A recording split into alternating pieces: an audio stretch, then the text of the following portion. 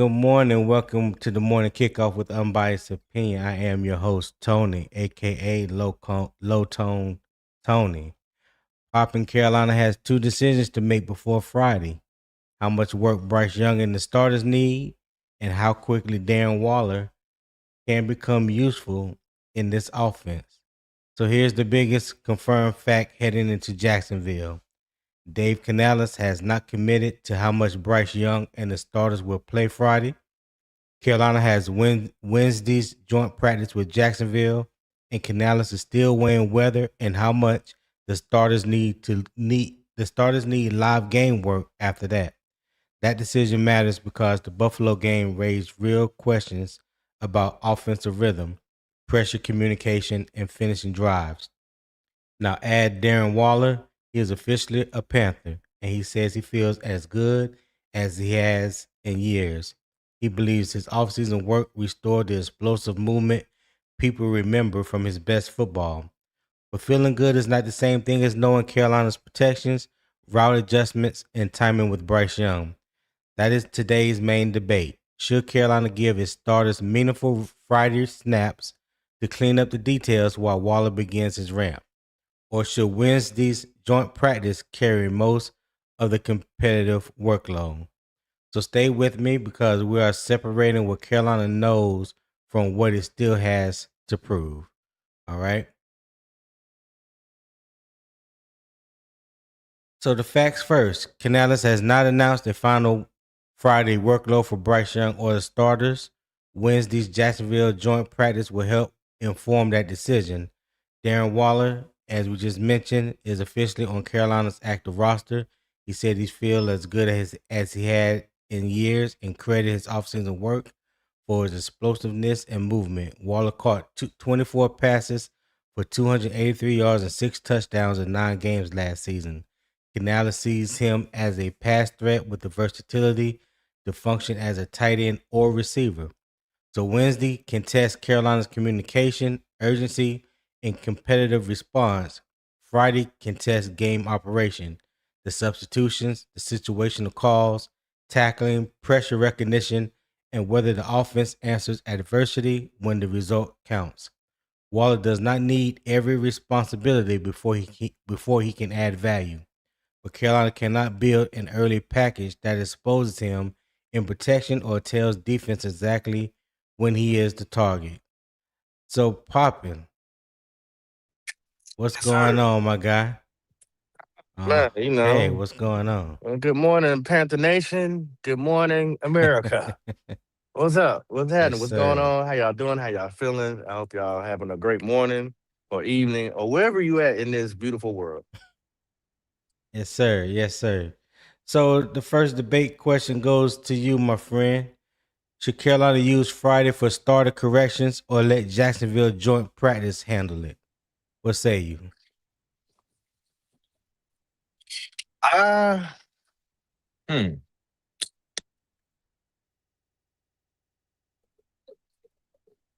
I think you got to have a little bit of both.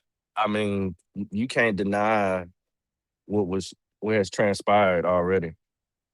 Mm-hmm. You got to be able to do both. Um, and they can do that because we already know that the tiers are separated. You got your first tier, second, third, fourth tier. They're separated on different sides of the field. Um, and you can get those one on ones or group settings and have those talks, which they should have been already did it yesterday. I know yesterday they did some 11 on 11s and then they did some walkthroughs. But that's probably should have been the first day of introducing whatever they seen on tape that wasn't right and get that corrected Mm-hmm. and just bring that right into this week versus Jacksonville. Whatever they have talked about should have been something that they should have started yesterday in my mind. So yeah, So, and then you got to go ahead. no, go ahead. Go ahead. You finish. I thought you was done. Go ahead. No, go ahead. You good, you good. No, I was just gonna say. So you don't think at no point yesterday that they talked about what transpired Saturday Absolutely, against Buffalo? yeah, Okay, yeah. That's what I'm saying. That's what I okay, was saying. Like it should have started yesterday because they practiced right. yesterday, right? and then that just Right. flows right into this coming week with Jacksonville. So whatever the conversation was, I'm pretty sure in Jacksonville they're going to be saying, "Hey, did we cover what we covered? Whatever we covered. Okay, now are you putting it into action in Jacksonville? Because we practice against each other, which I'm pretty sure they're tired of practicing against each other. Now that we've done that, Right. you're going against a pretty good team. Uh, now let's see what you're gonna do when we get to this practice in Jacksonville. So yeah, Yeah. I believe they talked about it, and I believe they probably I'm not probably. I believe they worked on some things, addressed some things that they needed correction in that happened in Buffalo. So I believe there were some things we may not have been able to recognize exactly what was going on yesterday, but I'm pretty sure there were some things that transpired in Buffalo that they talked about before practice, got on the practice field, and they worked through those things. Now, if I don't believe that they're gonna spend or that they should have spent the whole day. And I know that's not what you're saying, but I don't believe they should spend the whole day working on the problems that transpired Saturday. I know that Damian Lewis and Robert Hunt was dressed yesterday, and they was working with the first team offense yesterday. So hopefully that's good news going into Wednesday's joint practice, and definitely hope it's good news going forward. Period, because Chandler Savala and Brady Christensen definitely wasn't it. You know, I'll be more than happy to see both of those guys on the bench holding water for somebody. Yeah.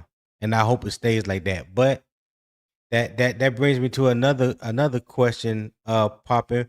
What do you think Carolina should do about the depth behind the starters? Because now you can honestly say that both of them are injury prone now. So what should Carolina do about the backup guard position? Dave Canales mentioned Brady Christensen yesterday, and he, for whatever reason, seems he's content with having Brady Christensen backing up both guard positions or even the tackle positions, which I don't agree with that. I think we need to upgrade. I think Brady Christensen is okay, but like I've always said in the past about him, he don't weigh enough and he's not aggressive enough to be in the interior. What you think? yeah, I agree with you. Um, I think analysis gets sometimes caught up on familiarity. I know I messed that word up, but y'all know what I'm saying. Because Hmm. in his presser, he said, "Well, these are the guys we know," and sometimes you can get Yeah, he did stuck. say that. He did, and sometimes you can get stuck for what you're used to. You don't got comfortable, and Hmm. you got to switch it up sometimes. Um, we want the best of whoever we got available to play or back up. That's just the bottom line. It don't matter how long this person's been around. There ain't no excuses for Zavala. Brady, in a sense, I give him that because he's been injured. So I'm pretty sure he hasn't been able to be as connected to what's going on, even though he's been around here the longest. Um, Hmm. Sad to say that he's had to play everywhere across the line, not to really master one set role, but that's part of the game. Um, if there's other guys like we always talk, me and you talking about Curham, I prefer him. That's who I prefer. Me Um, too. you know, get him out there. Jake I'm the pretty sure. Snake. I'm sure he's been out there, but I remember watching him last year, and he did some really good things. Yes, he And did. I don't care about this is who we know. I care about who's gonna go out there and perform. Curham is solid. He's big, pause. He has the physical attributes that you want, and Yeah. I think there's more of a battle than they're letting be known, or they're having selective bias because of oh, we know this guy. Well, get to know somebody else then. Exactly. I agree 100%. I think they really left himself open when he made that comment yesterday. Because when I heard, I was like, "Well, why did he say that?" He sound like you're picking favorites, you're choosing friends over production. You know what I'm saying? Like that ain't cool. That is not cool. Not when you're trying to establish yourself as an offense, not when you know the interior part of your offensive line is the most important because of who you have behind center.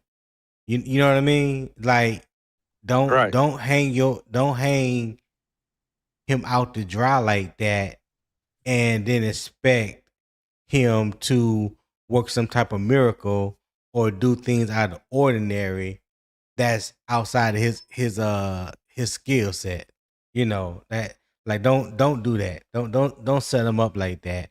You need to your backup should be just as good as your starters, in my opinion. Right. You shouldn't see a major drop off. Like I said, Right. I can only give Brady Christensen a little bit of a pass just because I know he's been injured. Zavala's been injured Right. too, but he played more last year than Brady Christensen. Brady Christensen didn't play last year like that. So No, I he think he didn't only play at played like all. I think two or three maybe 2 games. games. No, Yeah. So I think he played like 2 3 games.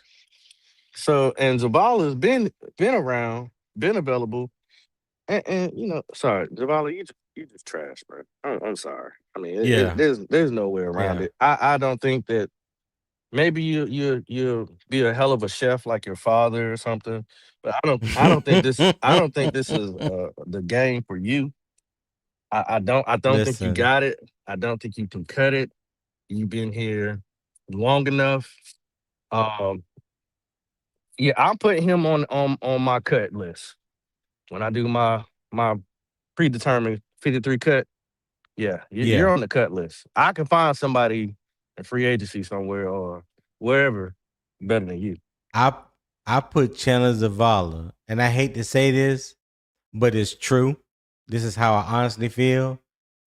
I'm putting Chandler Zavala in the same bucket that I put in Thomas. I have to put him in that same bucket, guy.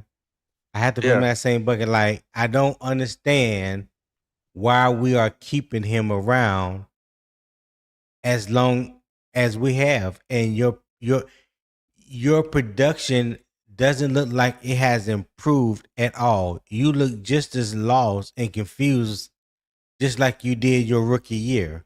I see no growth and development than what you have displayed with the opportunities that you have been given when it's time to step on the field. I just don't trust it. Like somebody posted a one play where he blocked real good. I think it was an Arizona game or something like that. And I'm like, well, yeah, that's real cute. But show me the whole game. Show me every play that he was in, and let's evaluate his play. Um, that way. It's easy. You can find one clip. Is he consistently good or is he consistently bad? I'm gonna ask you that, Poppin. For me, I think he's consistently bad. What do you think? He consistently bad. I mean, I just call him Big Fluffy. He's just a whole bunch of fluff. Big for nothing. You ever Yeah. heard anybody say, man, you big for nothing? Some of y'all Mm-hmm. been called big for nothing too. You ain't gotta admit it. We know. Just big for nothing. Just I can't stand that. Mm-hmm. You got all the opportunities and can't take advantage of it, but you got people that bust their ass and don't never get recognized. I can't stand stuff like that. I mean, I know that's how life works, but it just sucks. So Eternal says your backups are supposed to be just as good as your starters. That's very interesting. Well, share with the class, Eternal. Why is that very interesting? Why are you surprised? It seems like that I made that comment because this ain't my first time ever saying that about the depth on the team. So tell me why you surprised, my friend. All right. So, Yeah, Papa, let you me open ask up you a the first lane for question. Eternal for that one. Yeah, I want him to. I want him to, because yeah, I ain't gonna say what I was gonna say, but yeah, I want him to share his thoughts. So, first question to you, Poppin. What do you feel the offense must correct from the Buffalo game? There's not nothing that they shouldn't correct. Everything needs correction. Uh, Okay, give me your top three things. um, well, I guess we could start with player assignments. Uh, do people know where they're supposed to be at, what they're supposed to be doing, how they're supposed to execute? So that's a very broad statement, but that touches everybody. Period. Offensively and defensively. Um, urgency. There Mm-hmm. is there are some people who are born with a high motor. Let's get it going. Let's get it going. Let's go. You have to have, what I'm saying, that spark plug. Who is going to be the spark plug? I ain't seeing it. Now I don't get to see. I seen spark plugs with Jalen Phillips and Princely this past week. They were turning up, but that's on the Right. defense. Who's the spark plug on offense? Who is that? Who's getting that? Who's giving that kick? Um, leadership. Who is being the leader? Who are you seeing out there that's saying, "Okay, come on, guys, let's go"? I'm not talking about that pep talk type of shit. That shit is all sweet and sounds all nice. No, I'm talking about being stern, authoritative, no bullshitting, getting everybody together. Uh, uh, and now that they're carrying their own weight. Even if it fails, they at least say, okay, he's putting in the effort, the time, and trying to execute and bring us along. You don't have to be the best player at doing this. You don't have to be the best player to show effort. You just don't. But you'll be recognized. Even us staring from a view, we could see it. We could see it. And I'm not seeing Mm-hmm. that. So yeah, those would be my key factors of things that I think that needs to be transpired. What you say, Tony? Um, definitely. The effort. I think that was piss poor effort that they gave. I'm talking about the first team offense. That was piss poor effort that they gave Saturday against Buffalo. Um, what else? What else can I say? Um, the play calling definitely needs um a little bit of life to it. I'm not. I don't expect for them, or I don't expect for Brad Isaac to open up the playbook and like just go ham with it. But you already gave us a little taste of what the play calling could possibly look like in the Hall of Fame game. What happened to that script? Why can't we stick with that script? Why do it look like we regressed from what we showed in the Hall of Fame game? So yeah, the play calling definitely needs to be consistent. I'll say that. It needs to be consistent. Um Effort, the play calling, um yeah, those would be my top two. Those would be my top two. The effort and the play calling, because irregardless of what play is called, you have to show better effort than what they showed, and that goes from everybody, from Bryce to the wide receivers. Um, I think Jonathan Brooks showed the best effort of any offensive person on the field, because I think he had, or he felt like he may have had a point to prove, especially coming back from almost a 2-year layoff, and this was his first meaningful snaps, or just say first snaps in a long time. So yeah, I definitely believe that he played with a little sense of urgency Saturday.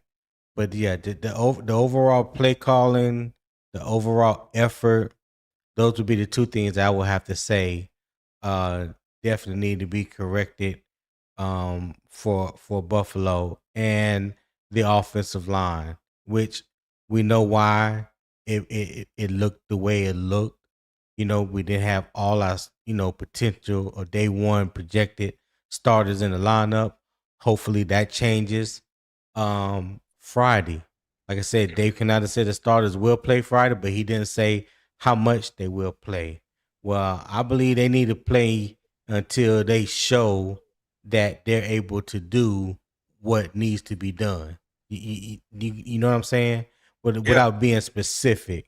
But I do believe they need to play Friday and show better than what they showed Saturday. I predict they probably the same amount of snaps. I think Rasheed Walker showed the most effort uh, from the offensive uh, side of the ball. He was Hmm. slinging. He was slinging people. You know what I'm saying? He had that one play. You know, look, I know a lot of people say they're like he threw somebody out the club.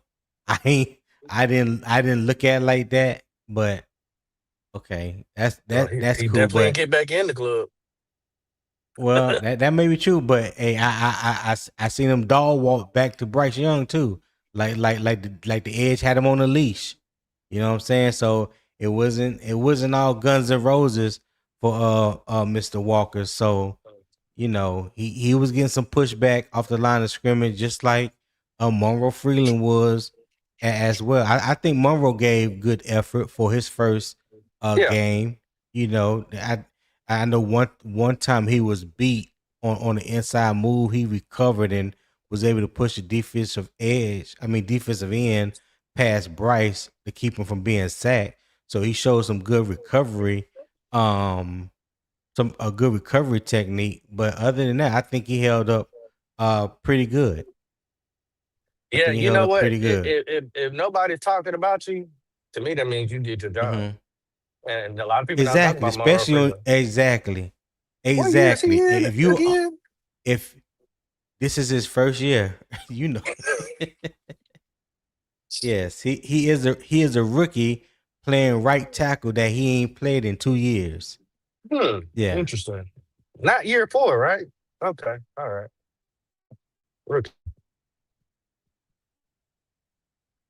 Yeah, Mike, I heard that same thing too. Michael Dickerson said, I heard a Panthers content creator saying they wish Bryce would have thrown that pass up to and given him an opportunity. That's hard when players aren't on the same page and see things differently. Yeah, Mm, well, hey mm. Mike, that is true. And for some fans or content creators, whoever, they seem like they don't understand that. You have to be on one page, one accord, in rhythm, and trust plays a factor in a situation like that. If I don't trust you, then 9 times out of 10, I'm not gonna throw the ball up and hope for a 50-50 that you come down with it. In If I preseason. don't have trust, yeah, if I don't have trust in you to do that, why would I throw it to you? That's like me saying I don't trust you with my kid, but I'm gonna leave you to babysit overnight. That don't make no sense. Yeah, I kind of got to push back. It's preseason, baby. Like, what do you got to No, no, lose? You know what I'm saying? Like, no, but yeah, but no, but before you sit here saying it's just preseason, what do you have to lose? You no, have I'm to not saying understand it's there's just more. preseason. I'm saying it's preseason. Like, this is What I'm this saying is is just you know. preseason or just preseason, it's the same thing. All I'm saying is that there is steps to this. There's things that they're trying to get accomplished. Just saying, oh hell, it's the preseason. Let me just throw it up there and see what you can do. That's not how they do things. That's not how it's done, Poppin. No matter how much you might want to see it, or no matter how much you think they should do it, That's not what they do. They just not out there playing backyard football because it's the preseason. Obviously, we ain't doing a lot of anything. We I mean, do I hear something you. I mean, because the way you're doing it, it don't look good. well, So I would rather see effort. Hey, I tried it. that's what you're describing. That's not effort, and you know it. That ain't no effort. Okay. How about this? That is not effort. Go Attempted. ahead. At least I attempted because it's not going Okay. on. It's not going on my scorecard. Nobody's gonna look back and say, "Oh man, that's a strike." Okay. Ain't So nobody gonna say that. let me ask you this. So if you get a play call in, Mhm. right, and the play call calls for a 5 yard out or a drag route, Yeah. are you supposed to just say, you know what, I'm gonna ignore it and I'm gonna throw it to the receiver that's on the go route that's trying to clear out for that drag route? I'm just gonna throw it up there because it's the preseason. That's what you want Well, them to. That's what you no, want them to do. it's all in context. You know what I'm saying? If things are getting muddy and Mm-hmm. this is you in a high intense situation, and maybe that drag route is covered, but because you got a 1-on-1. You supposed to. You Mm-hmm. got a 1-on-1 with the out route with the receiver. Throw it up there. Why not? I don't see the harm in it But because this is the time where you can try those how I want to say you can try those high risk situations or execution then because hey, then you got something on tape that says, you know what, that ain't that's not gonna work. Or you know what, I see what you try to do there. Let's see what we can do because sometimes you do have to play backyard football. They've even preached that. Hey, when things break down, this is when you have to go into the second part of the play. Somebody find a way to get to the ball. Somebody pop open. Bryce is great at scrambling. Blase, blase, blase. Right? Okay. Well, this is the time to do it. Because it's a high risk, so, high reward, low. I mean, it's high risk, low reward type of play. but then You can't do it that's all the that. time. That's what I'm saying. You can't do it all. Well, okay, but even in the preseason, that you don't want to take high risk, low reward. You don't even want to practice that. You know what I'm saying? And again, for me, it comes down the play calling.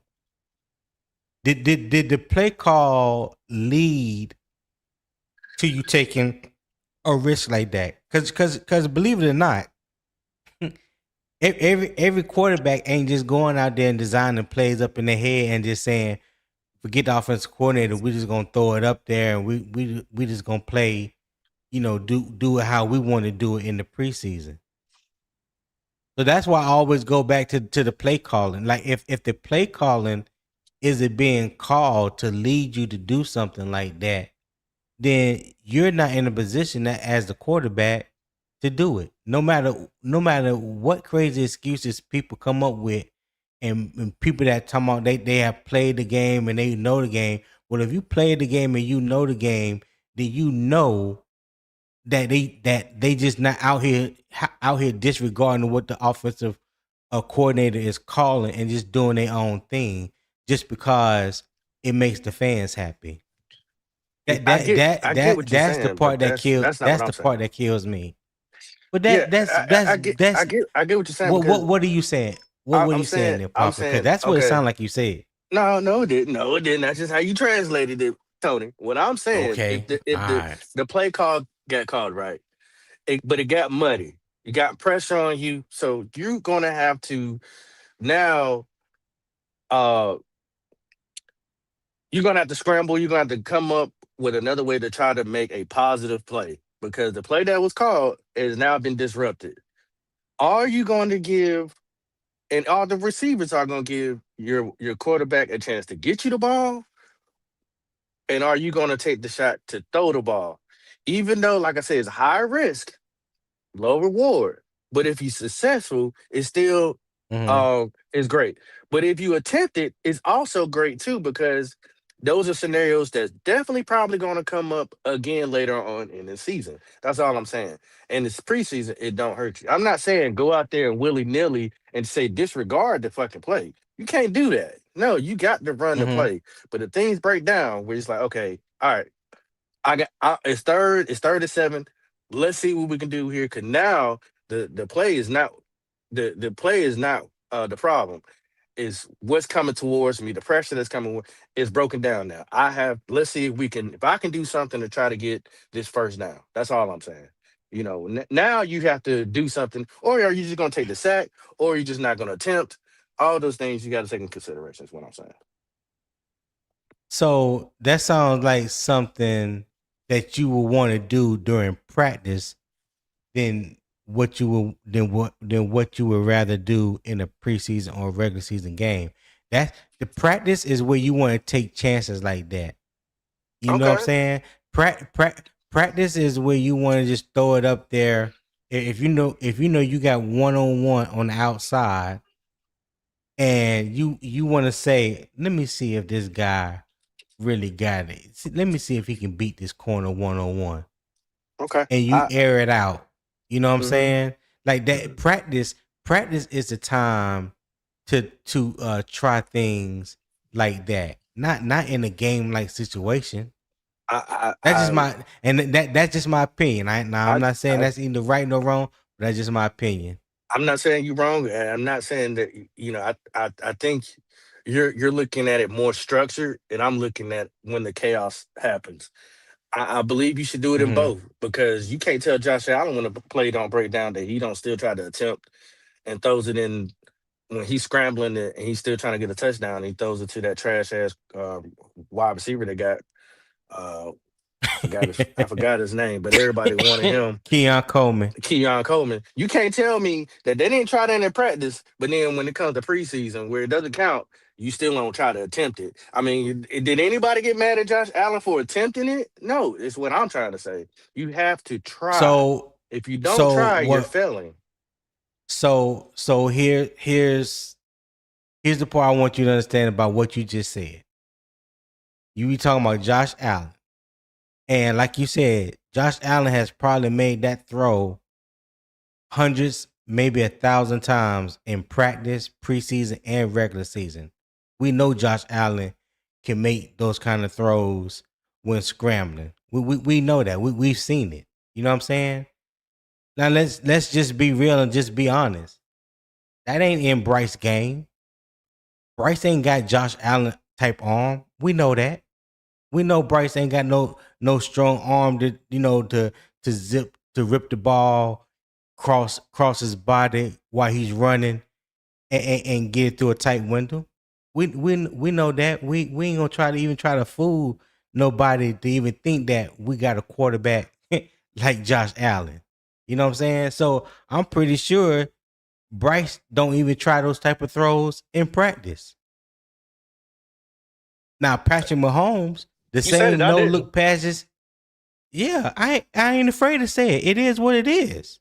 I don't know. That's why I don't understand. I don't understand why people trip when they hear somebody say it. I don't have no problem saying it. I never had no problem saying it. I listen. I can't talk for nobody else. I'm talking for me. I can't expect my quarterback to go out there and do something in the game that he has not done in practice or not having proven that it works in practice. I can't expect that just because I seen Josh Allen or Brett Favre or Patrick Mahomes, somebody like that do it. That's unfair expectations. If you really know your quarterback has limitations, then why would you expect for him to go out there and do something that you know he can't do? Now let's just keep it real.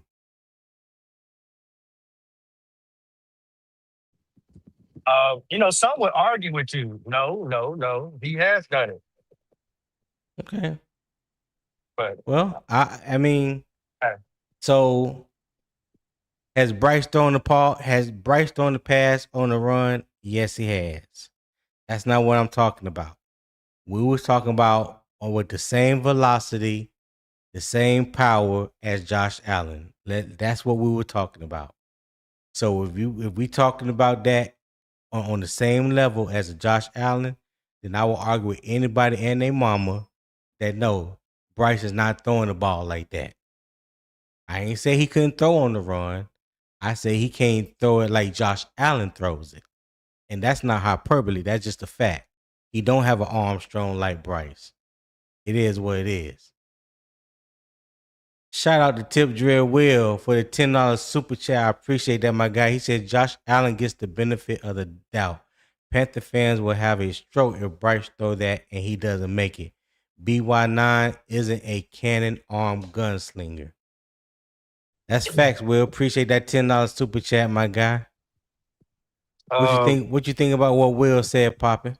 I'm not disagreeing. I never said that Bryce got to throw like Josh Allen. I would use Josh Allen because when the play breaks down, he still attempts. I wasn't comparing his arm, velocity, or none of that. All I was saying is the attempt. When things break down, we want to see the attempt to still give the wide receiver a chance, and it gives yourself a chance and an opportunity to see if you can make the play. Well, when you said like that, then yeah, I will have to disagree because Bryce has given wide receivers a chance when the play breaks down. We see that week in and week out when Bryce breaks the pocket and scramble and throws on the run. If the wide receiver looks like he's open, we've seen him throw it in tight windows. I mean, yeah, we've seen him complete passes on the run. I'm just saying at the level and with the same velocity like a Bryce, like a Josh Allen. Yeah. You know what I'm saying? That okay, well, cool. Okay, I'm just cool. I'm just saying if the play breakdown, just that another, even if it's preseason, because I think what we got maybe mixed up in translation is you should try that in practice. And I'm like, well, you're in a real game setting in preseason where it's not going to be a strike against you because you're doing it in preseason as well. It don't have to look like Josh Allen. But if you don't take the attempt, then I think people criticize you more than they will like, well, at least you know what I'm saying? At least you got an out from the fan perspective. At least you attempted it. Nobody's gonna have a heart attack for Bryce attempting to have the play go even further. I mean, you might have some, but okay, thank you. I'm glad you being honest because we will have something. You will have some. We know it, and especially if it turns back. Today, I'm not gonna be hard on like, hey, at least he attempted it. Now, whether it's successful, that's one thing. But it's preseason. I think these are the times where you should take those risks because it don't put a scratch on you. If you don't do it, that's what I'm looking at you crazy. So, whatever. Okay. I guess I guess that's up for anybody's interpretation when they feel like he should or shouldn't, or whether he's being aggressive or not. I mean, that's a broader open type of conversation that can be had, I guess. You know what I'm saying? Because for me, I know for Bryce, he doesn't have the velocity like a Josh Allen or a Brett Favre just to whipping in there. For Bryce, I think he wants to see a little bit more that the receiver is in a position and I can give him a chance to catch the ball. He's not going to take as many chances as like a Josh Allen or Patrick Mahomes or Brett Favre or somebody like that. But Michael Dickerson just said he takes his shots at certain times. You know what I'm saying? I think he's a little bit more calculated when it comes to taking his shots, especially when he's scrambling. You know what I mean? So yeah. I mean, it's it's how you interpret it, how you look at it. Everybody gonna have their opinion about it. But when it comes to the preseason, like I said, what we saw Saturday was definitely disappointing. from the play calling to the execution to the effort. That's all I can really say about Saturday, and I just hope that what we see going forward, starting this week, is different. You got anything else before we go to the next question? No, sir. Okay. Um, can a joint practice replace live snaps? That's for you, They, Pop. they say it can. I don't believe so. I don't think that it has the same amount of credibility or pressure or meaningful um, time or chances. You know what I'm Right. saying? In real game situation. In a real game situation, it means something. Uh, yeah, I don't think so. We could try. Yeah, I agree with you because I know with joint practice that it's like controlled chaos. You know what I'm saying? It's a controlled scrimmage, pretty much. You're gonna have your number one offense and your number one defense going against their number one offense and number one defense. It's gonna be happening on two separate fields. You know what I mean? And they're gonna get in about 50 to 60 snaps. So they look at that as quote unquote good work. Now, I didn't think that they would play Carolina would play their starters um Friday after they just have after they have joint practice with the Jacksonville come Friday. So I was kind of surprised to hear Dave said that they will play. No, not even though he didn't give exactly what the snap count will be, but he did say they will play Friday. So I was kind of surprised to hear that. Do you think that they may dial it back, as far as the number of plays Wednesday, so they can still go out there and execute Friday? So say like if they was going to give the starters say 60 snaps in joint practice, do you think they probably just give them maybe 35 or 40 in joint practice and give them the other 15 or 20 in the game on Friday? Um, yeah, I could see that. I think, yeah, I can see that. But let me ask you this on that. Mm-hmm. So do you think that the ones who show a good outing during practice are the ones that's going to be on the field, or the ones that need to be critiqued more and they need Say to. say it again. So with that being said, do you think the ones who have a better practice should be the ones that be out there during the preseason game, or the ones that still need to be analyzed a little bit more should be out there first? During the joint practice? No, during the preseason. So for instance, in joint practice, right? Yeah. If the ones who had a good practice, should they be on the field first with the as a starter, or the ones who had a bad practice as a starter, should they be in the preseason first? I get what you're saying. I get what you're saying. Um, I guess you could base that off the position need. Like for me, I believe that the first team offense they need to play together because they haven't played together. That whole first team offensive front, they're new left tackle, new right tackle, new center. It looks like Robert Hunt and Damian Lewis may play Friday, even though it hasn't been confirmed.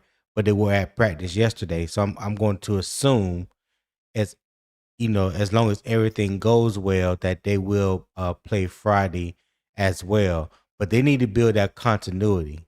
That's very important for your offensive line to have that continuity going into week one. So I think they need to play together. Whether I don't care who dominates or who plays the best, they need to play together. when it comes to that situation. Guys that you know that have locked in their position, like T Mac or Jalen Coker, I wouldn't say that they would need to play because they are already proven. Say they didn't say they go Wednesday and don't have a good joint practice. Well, I don't think you need to throw them out there, those two out there Wednesday, just because they didn't have a good joint practice time. They don't need to go out there Friday just because they didn't have a good joint practice Wednesday. The preseason is, and I know some people don't like to hear it, but majority of the preseason games are for guys that are trying to make the team. They are for your second, third, and fourth stringers. Guys possibly that's going to be on the practice squads. Guys that you need to evaluate whether you need to waive them and pick somebody else up or whatever the case may be. Those starters, whether it be because of their contract or they have really earned the right, to be a starter, those guys aren't as much needed in the preseason than the ones that's trying to make the team. Now, I'm not saying sit them the whole preseason. I'm not saying that because I do definitely believe they need that work, just like I just said about the offensive line. But I don't think it's as paramount as it is that you're trying to evaluate 90 guys right now in training camp right now to see who can possibly be on your 53-man roster. I hope that answers your question. Yeah, that did. Okay. All right. So we talked about Bryce. How much does Bryce need to play Friday? We know he's going to practice Wednesday. That's a given. How much do he need to play Friday? And should he only be out there with his first team offensive line? After the showing of what we did at Buffalo, I think he should play until he gets down to where we could put points on the board. But that's just my opinion. Mm-hmm. Outside of that, whether it's a field goal, whether it's a touchdown, whatever, you got to be able to get points. Then I think he should be able to come out. Yes, I do believe he should be out there with the first string, because that's who we primarily counting on until something else comes up. Mm-hmm. I would like to see a mixture of wide receivers. Like you said, I agree. I don't think T-Mac, Coker, XL need to necessarily be out there. XL probably should get more of the reps, just so they can keep building on what they've been trying to build on. Notice you said XL. I didn't. No, that's great. I know I support XL. I know you don't. But you gotta let me know. I'm trying to get Tony to do it. He agreed to it, but he gotta tell me his terms. I might have to switch up something with the bet. But we'll talk about that whenever he's ready to give me his turn. If I lose, hold up. You breaking up. Now what you say now? Say it again. Mic check. Let's see if I'm good. Yeah, we hear you. I can hear you now. Okay. Yeah, what'd you say? But what part did you hear? I heard you say something about a bet or convince me or change my mind about something. No, I said I might have to change, tweak a little something about the bet. Not as far as the numbers. The numbers is fine. But we'll talk about that whenever you come up with your terms or what I would have to do. If I lose. So whenever you're ready for that conversation, we'll have it. But yeah, okay. I think XL would I would put him out there a little bit more. Just like I said, to build more continuity with whatever him and Bryce are already working on. Mix in some Mechie, some Jimmy Horn, some Jaycee Reed. Put them out there with the starting offensive line. Let's just see, because next man, one of those guys might step in. This give him more opportunity and put him in a situation. Hey, we might need you this game. David Moore, we haven't seen much of David Moore. I know a lot of David Moore supporters out there. Let's see what he can do. So that's what I would do. I would mix them up in a little bit early with the ones. Uh, Mm-hmm. that's what I would do. Okay. All right. What about Darren Waller? Should Waller get a limited package Friday? Nope. I don't need to see Darren Waller until season game one. Darren Waller has nothing. Wow. Darren Waller has nothing to prove. Okay. He's What tight end what one. what what a what He has nothing what to prove. about the timing, like I have here on the screen, number 4, his ramp up time, limited role of patience, learning the terminology, getting his timing down with the quarterback, building that trust. You think he can do all that? All that can be done in practice? You don't think Yep. they need no type of game action? I would. We have 2 more preseason games. We have, I believe, 2 more team practice. That's when he'll begin his reps. Right now, he just needs to Mm-hmm. get himself acclimated with the terminology, the playbook, and things of that nature. Outside of that, I don't need to see him until week 1. He Okay. outclasses All right. everybody in that tight end. Hey, I can't argue that point. I do believe he's tight end one. I do believe he's tight end one, but I do believe he need to get some snaps with the first team Yeah. offense in the preseason. Oh no. Yeah, because not reason why I say this week, because next week when they play the Texans, I believe that they're not going to play in the preseason finale.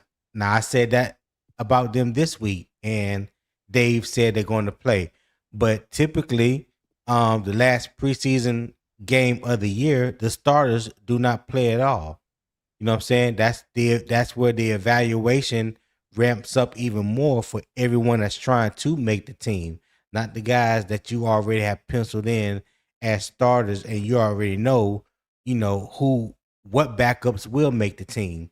But for guys that's struggling to make the team, practice squad or whatever, those are the guys that you're going to see in that final preseason game against the Texans. So I think, like he said, he's in shape. He's been working out every day since the Super Bowl.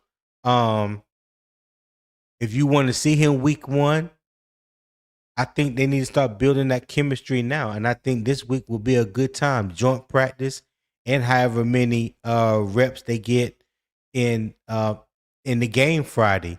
I think he should have some type of package and get him out there and build some of that timing and trust with the offense and with Bryce.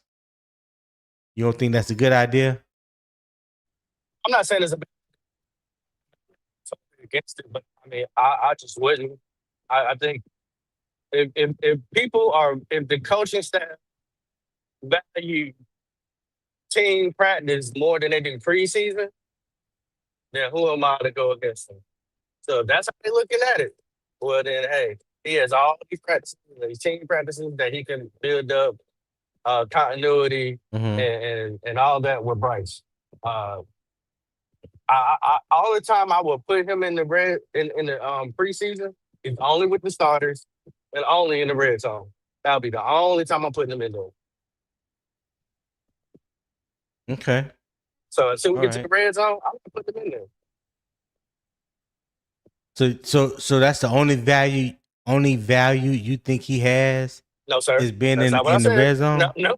No. That, I well I know what you're trying to no, I'm not trying to do anything. I base my question off the answer that you just gave. You said you only want to see him in the red zone. So I'm asking you, do you believe that's his only value No, in the red zone? no. His value's everywhere. You can use him anywhere. Wide receiver, tight end. I mean, we don't have too many people that can do what he do on the field. Period. So I mean, and if he has worked on blocking and is a well blocker, he's a triple threat.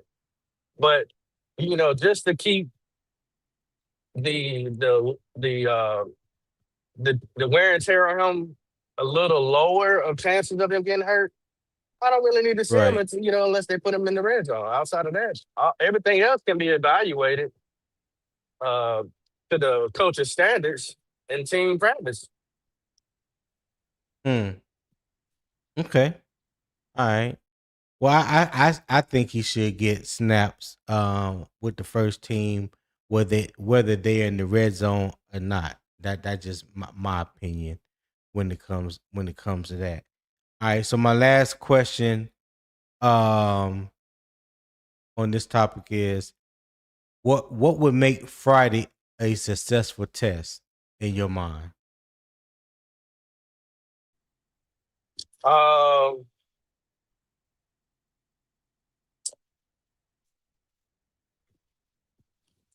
a successful test.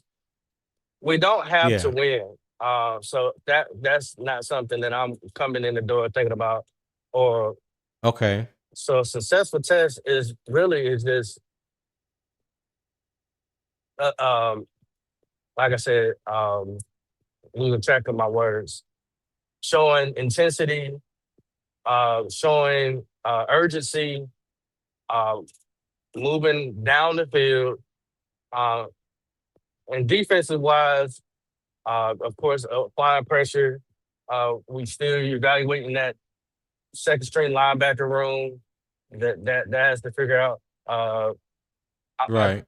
I think Wheatley is making a very strong push on Nick Scott's black ass. Yes. Yes, he is. We need to see the offensive line do a better job. A success also means nobody comes out hurt.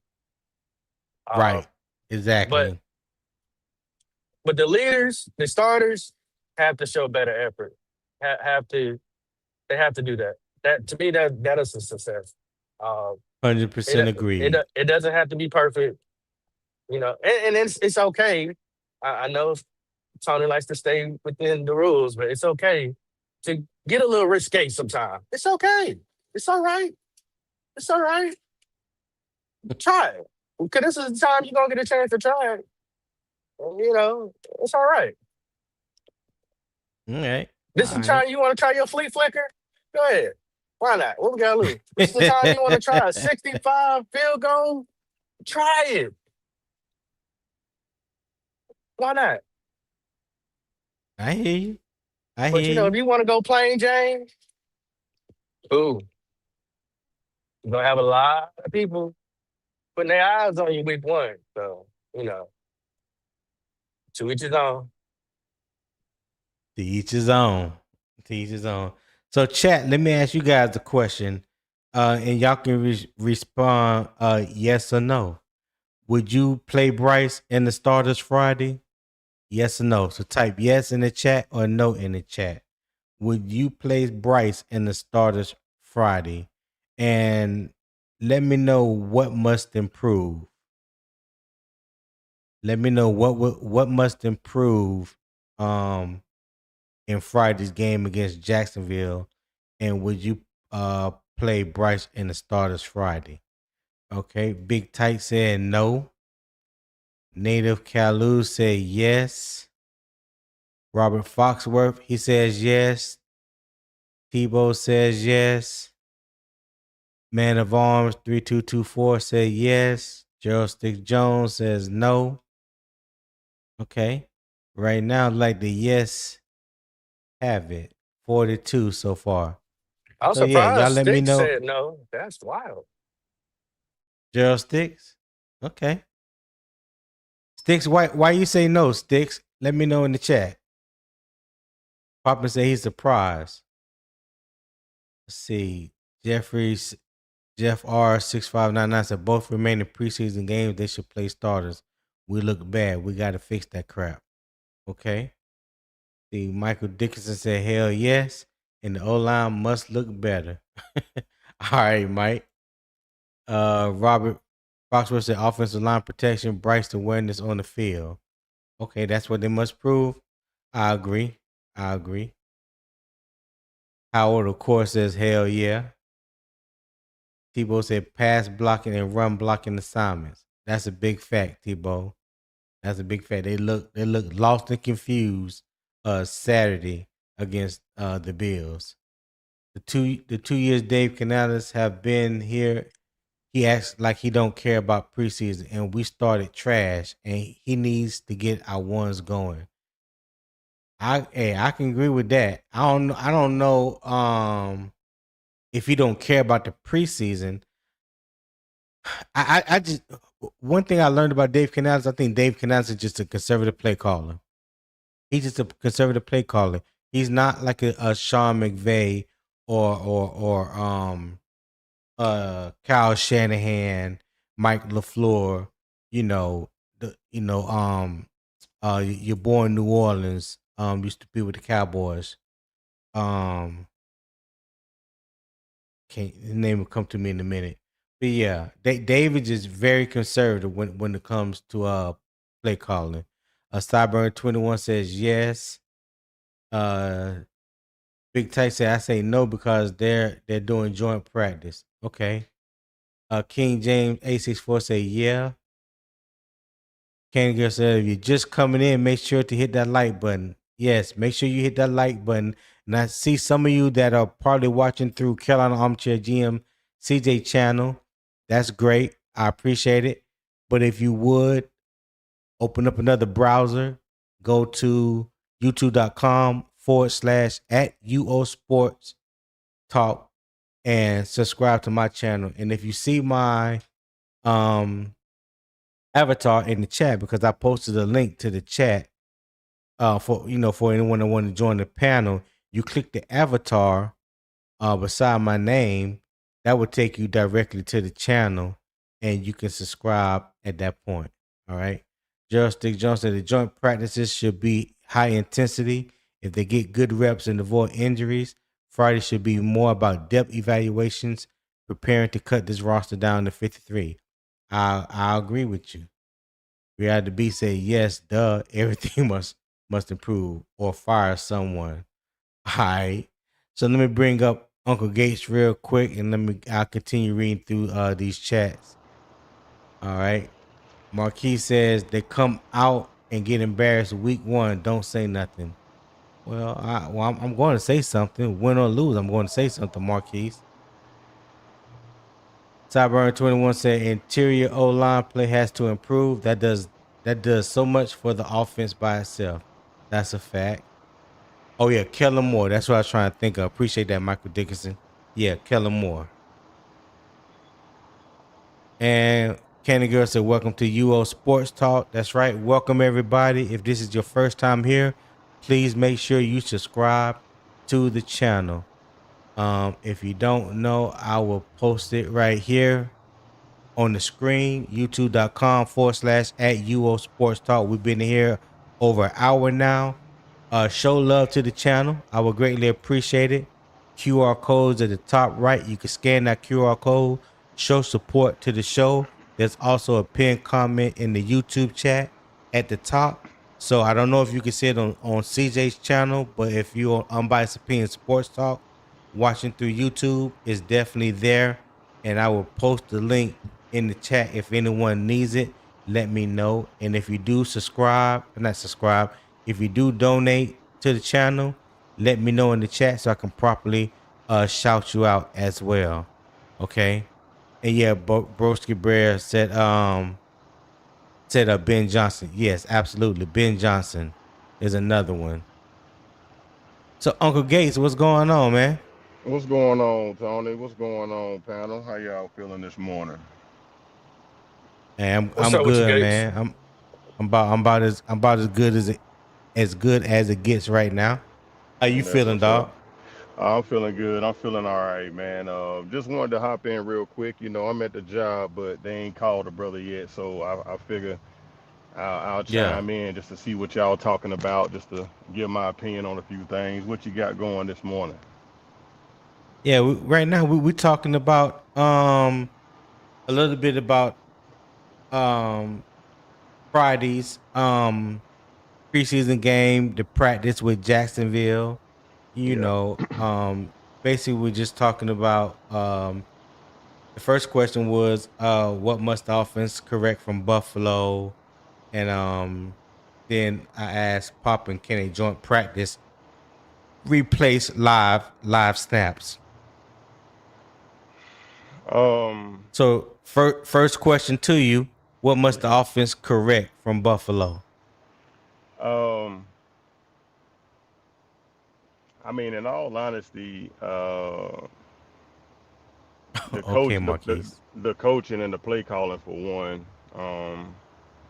my whole thing is with and the mentality of it just being preseason, and I believe, and that's why I say the coaching as well, because in the interviews you keep hearing it's just preseason, and that's even coming from the players, and I believe that creates a mentality of not going as hard as they should. You know what I mean? Like, so Mm-hmm. I believe the intensity needs to increase. I mean, it is preseason, but here's my deal. I don't know if y'all remember in driver's ed, like when the instructor probably told y'all. I know I remember when they were saying when you drive, at least drive the speed limit, because sometimes driving slow can be more detrimental than speeding. You understand what I'm saying? So Right.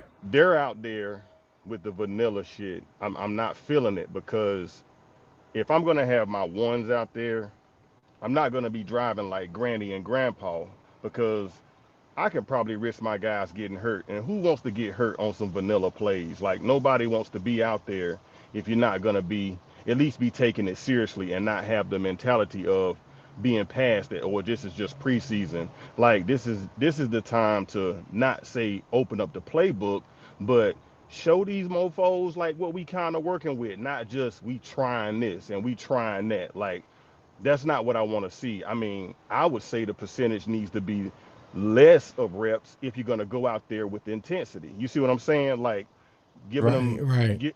giving them multiple drives of vanilla. I mean, we already got the vanilla extract, man. It's time to add the sweet potatoes, the butter, and the sugar. Like, what we doing, dog? Like, we got enough vanilla on the field. Like, that, it's enough of that. You know what I'm saying? Like, it's time to bake this pie. Yeah. You know what I'm saying? Like, let's bake this pie. You know, we just got vanilla extract on the counter, and I mean, what else Right. we adding to it? So that's my Just sitting there thing. looking at it. Yeah, we just sitting there looking at it, like the oven on, got the potatoes over there, got Right. the butter getting room temperature. You got your Just sugar burning weight measured gas. out. You just got the oven Yeah. on for nothing. You know what I'm saying? So, Right. and and, and I'm sorry, Tony. I'm an analogy guy. I like to paint pictures. You know what I'm saying? But yeah, Nah, I so like it. I like it. so yeah, that's where I'm at with it. So I just think it needs to be more serious, because another point to that is we've been having closed practices. Like, the fans hadn't been able to see anything for the past 2 years. Like, what are y'all actually trying to hide? Like, I mean, no one's really getting to see anything. Like, even if they feel like it's too much being shown, they clip it. Like, oh, okay, we done showed too much, the 1v1s, and like, that's enough for everybody to see. It's like, guys, what are we actually working on? And with Buffalo, right? First, Yeah. their new field, their new stadium, you know, and I'm not saying they went out there with their meat and potatoes, right? But I'm saying, when you looked at them, they ran some of their plays they're gonna run this year. Like, they did. That's why we looked Oh simple. yeah. We look minute, you know what I'm saying? And they're looking obtuse, because we're out there like, oh yeah, it's just preseason. I don't think they had that mentality. I think that was our mentality, and it showed, especially with the ones versus the ones. Like, and that's my whole point. I think the coaching, the mentality needs to change, and we need to push lower the percentage of the reps and the plays that you want the ones to have. Just go out there with be intentional about it. Don't just be out there, because that's how they're gonna play like Right. it's preseason. So that's my deal. Okay. Hey, if you are joining us, this is not about avoiding preseason football. It is about deciding where Carolina gets the most value correction when it comes to working this week. And if you want Panthers football discussed with facts first, in real football context. Hit the subscribe button and stay with Unbiased Opinion Sports Talk. I would greatly appreciate it. 5 days a week, 7 a.m. Eastern Time. All right. So, hey, Gates, since you're here, let me ask you two more questions.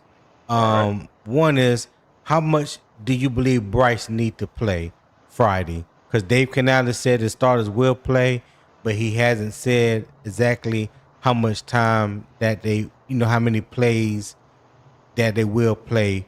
But how much do you think Bryce need to play?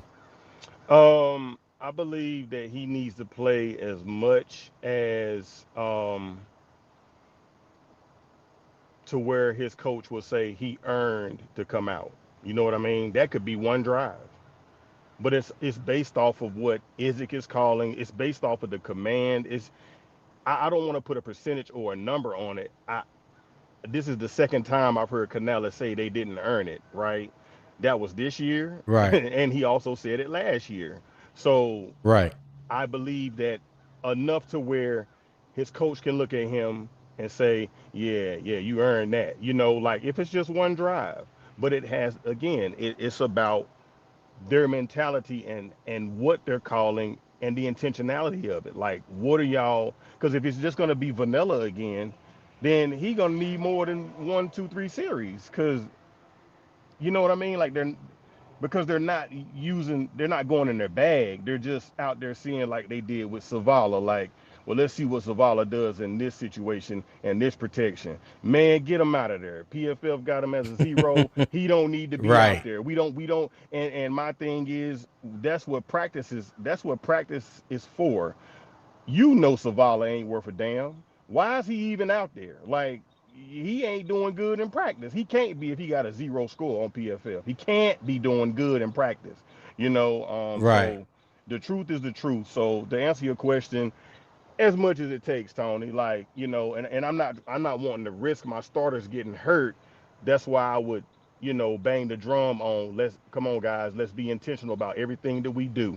You know what I'm saying? I don't want you guys out there getting hurt. So, you know, I would tell them like, hey, if you go out there and give me a good series, I mean, I'm pulling you guys, and I would let Isaac know, like, hey, no one's seen our plays for real. Like, call it, like, let's go. Let's move the ball. It's ones versus ones. Let's go.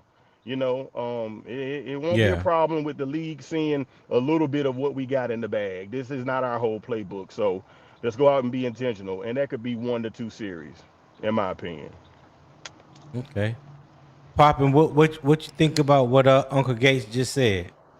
I agree with all of it. I mean, I'll be fun. I know Zavala is, but you know what? I'm putting that same old line out there again. I sure am. I sure What's will. that? I'm putting the same starting offensive line we had last week in the game this week. What? Are you serious? I would get it off the turf, Why? earn it, Why? earn it, because Well, hold on. I think some guys are just practice warriors. I do. And so you cannot sit here and deny when the whole world is seeing you whether you earned it or you didn't. We and the sad thing about it, like I remember when I said earlier that Canales has a problem to me falling in love with people because they just been around.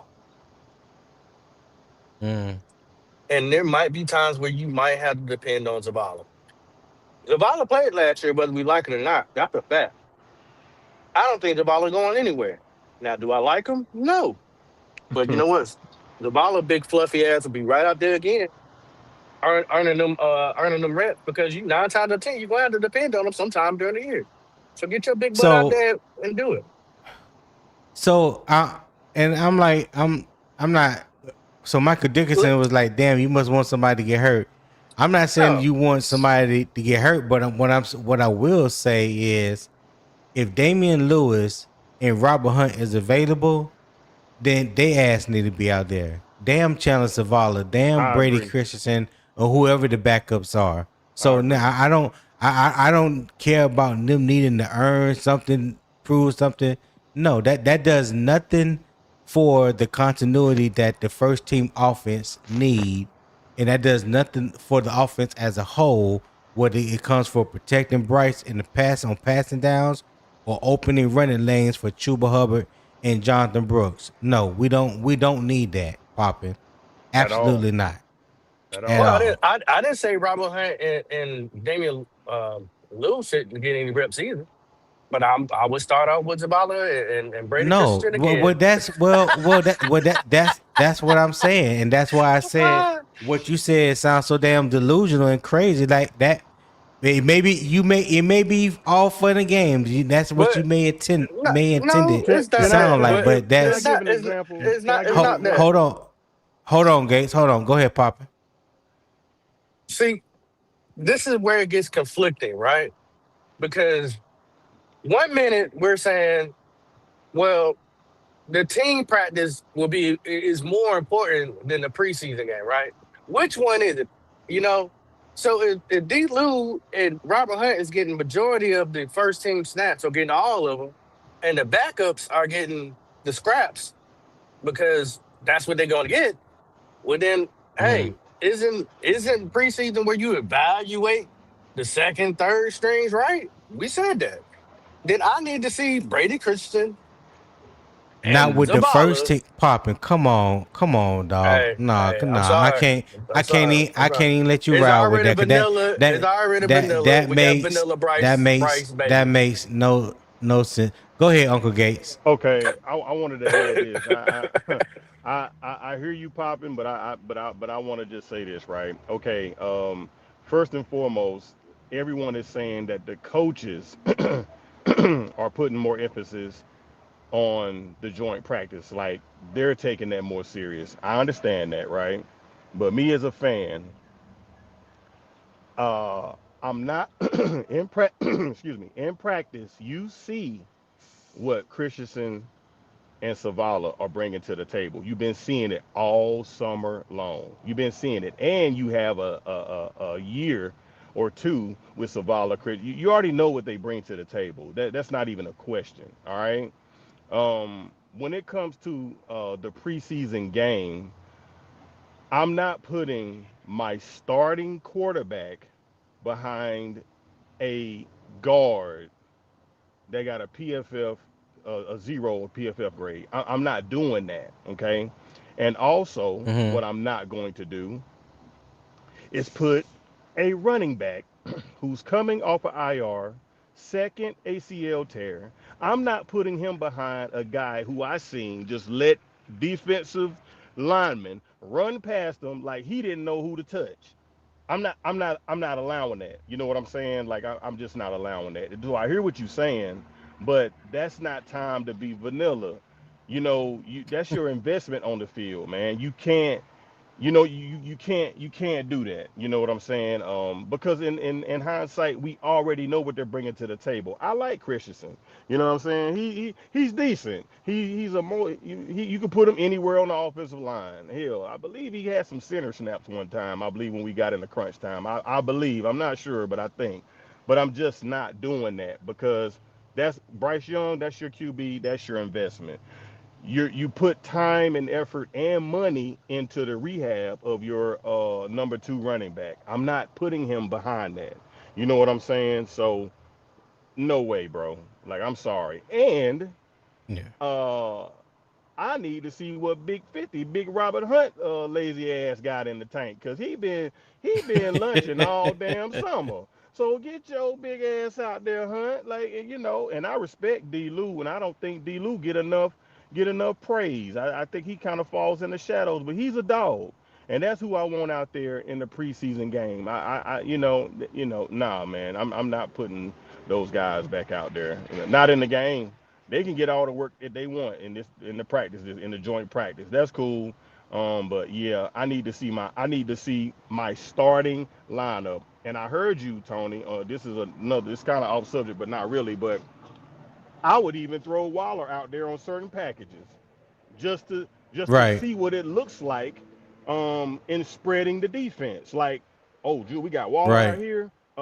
You may even go 13, 12, 13 personnel with them. Like, well, let's just see what Exactly. these plays can do, you know what I'm saying, to kind of slow up them linebackers. And that will help with the the offensive protections too when you got those guys out there. So yeah, man, I'm throwing some heat out there, man. I'm sorry, like I ain't gonna show you everything, but I'm throwing some heat out there. I'm sorry.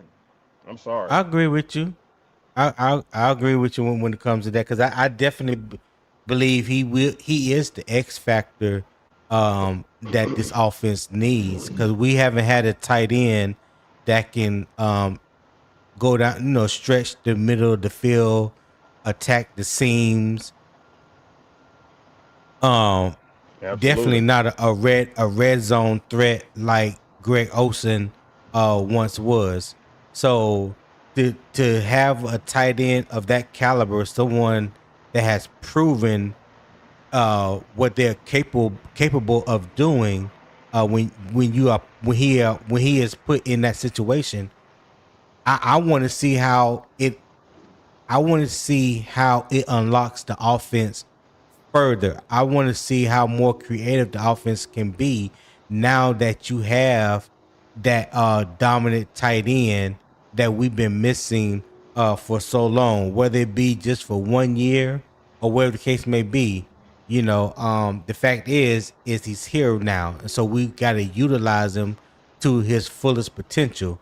And I think his fullest potential could possibly unlock some things in this offense that we really haven't had the opportunity to take advantage of because we haven't had a tight end like him, like I said, since Greg Olsen. So, I can't wait to see it. That 12 and 13 personnel is really dominating the NFL nowadays. Sometimes, occasionally, I don't know what the exact percentage is, but sometimes you'll see teams lined up in a 21 personnel with two running backs and one tight end. You know what I'm saying? So there's so many things that can be done when you have a tight end of his caliber that can stretch the middle of the field for you and create mismatches in 12 and 13 personnel. So that's what I'm really excited to see going forward. And you All know what right. else, Tony? And you know what else, real quick? You Yeah. know what else? It puts the NFL on notice. Why? Because the tight end room has been lacking for years with Carolina. That also lets them know, whoa, we got a game plan a little bit different for these guys because we know Coach Canales, he's a receiver guy. He loves to throw the ball. They haven't really had a secure tight end in that room yet. They have one now. We have to take a look. We Right. have to take a second look at these guys. You see what I'm saying? Yeah. Yeah. Yeah. I'll agree on that. All right. So Carolina's offensive corrections will face a Jacksonville front that created pressure last week. That makes the Jaguars the right halftime spotlight. All right. So let me just switch this over here real quick. And can Jacksonville pressure reveal real Panthers progress? So the facts first. Jacksonville beat New Orleans 24-20 in its preseason opener and recorded 4 sacks. Jaguars head coach Liam Cohen said starters may play Friday, though their final workload has not been announced. Jacksonville's pressure came from multiple defenders, not one isolated matchup. All right, so the context is Carolina cannot judge protection only by its sack total. It must handle interior movement, preserve tackle leverage, identify added rushers, and give Bryce Young dependable answers when the pocket changes.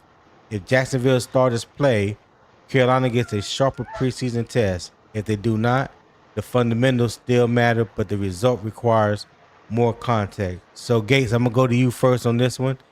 If Carolina protects Bryce Young cleanly against Jacksonville, will that prove the Buffalo corrections work? Say it again. I'm sorry. If Carolina protects Bryce Young cleanly against Jacksonville, will that prove the Buffalo corrections work? Yeah, I believe so. Yeah, yeah. I mean, simply put, Okay. yes. Okay. I'm I sorry. I don't even pop it. want to get too detailed about it, but yes, I do. I believe that. No, that's good. No, they cool. You good. Can you ask the Poppin, question what you again? think? If I, Carolina I got to protects jump out, Bryce Young, Cody. I appreciate you, man. I got to jump out, man. I got some calls. I got to go ahead and run, man. But I appreciate you. I appreciate being on your all show, right, man. And I love listening, no man. Y'all problem, keep at man. it. All right, appreciate the All right. love, dog. Yeah. All right. The question was, if Carolina protects Bryce Young cleanly against Jacksonville, will that prove the Buffalo corrections work? And we won't know because it won't be the same lineup. Okay, Now, unless I you see. throw I out see what the you're saying. yeah. Now that's what I said. Now because they will be getting all the first team reps, in practice. When it's game time situations, you're gonna see if and he said he's gonna put the starters out there. You know, if they're going out there with Robert Hunt and Damian Lewis, I'm not worried about them not protecting Bryce. What I am worried about is the backup, the number two, the number three. If and one of those guys, I mean, let's not act like we haven't lost neither one of these guys. But I mean, yeah, it'll be Right. satisfactory to us to see. But I don't think they're going to see a lot of Zavala and Brady Christensen against the ones in Jacksonville team practice. I don't see that because Damian Lillard and Robert Hunt needs the progression because they've been out. So they're going to get majority Right. to both 90, 95%. When one of them need to get some water or need to take a piss, then you might see Zavala. Outside of that, hey man, get your ass inside. So in preseason, I don't really need to see Robert Hunt or Damian Lillard. I know what they're going to do. What I don't know what's going to happen, and if one of them goes down, and not wishing that they do, I really need them to stay healthy because I don't need no more excuses. Hint, hint. So they can. I'm not saying that they don't need the work or they can't get the work, but they don't need to work with the ones. Work with the twos. That's why they are backups. That's But why when they are somebody with the go down, twos. won't they be in the game with the ones? It's See oh what I'm saying? yes, okay, cool. Well, okay, with that same line of thinking popping, what if they go down and then you have Jake Curhan, who's currently a 3? You think he should get run with the ones as well? I mean, like You ain't gonna ask me there's that level question because to it. I like I mean, her. So, well, I know you're a the Zavala point fan, is, Tony. Just say it. say what? I know you're a Zavala fan. Just say it. Come on out. Yeah, I'm not even going to warn that with a response. Anyway, if you're a two for a reason. So when the ones are out there, they are trying to build continuity and timing with the ones.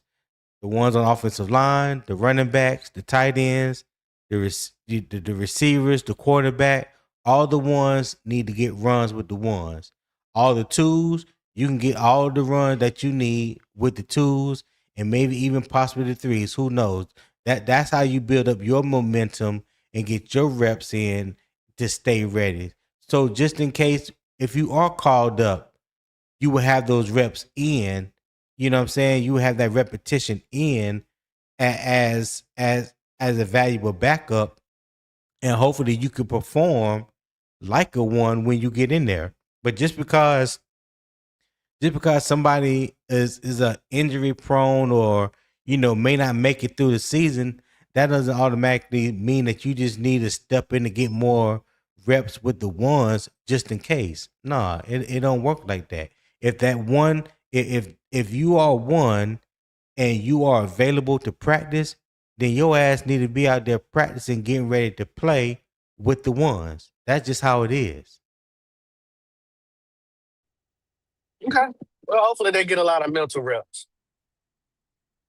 Well, they can get that too. Well, They can get that too. So my first question to you after that debate question, do you think Carolina will be able to stop the interior pressure? Do you think they'll be able to show some improvement with that? depends on who's out there. Depends on who's out there. Yeah. Meaning, just from the start. You it just depends. I will hope they will be able to. I mean, they've been nurturing Damon Lewis and Robert Hunt as they should, because I mean, that's a lot sitting there. So I'm hoping these guys are ready to go. They better get ready. But yeah, I think they'll to be determined. But I assume they will be able to. Yeah. Well, Eternal again. You know what? I ain't got time to even read that comment. Yeah.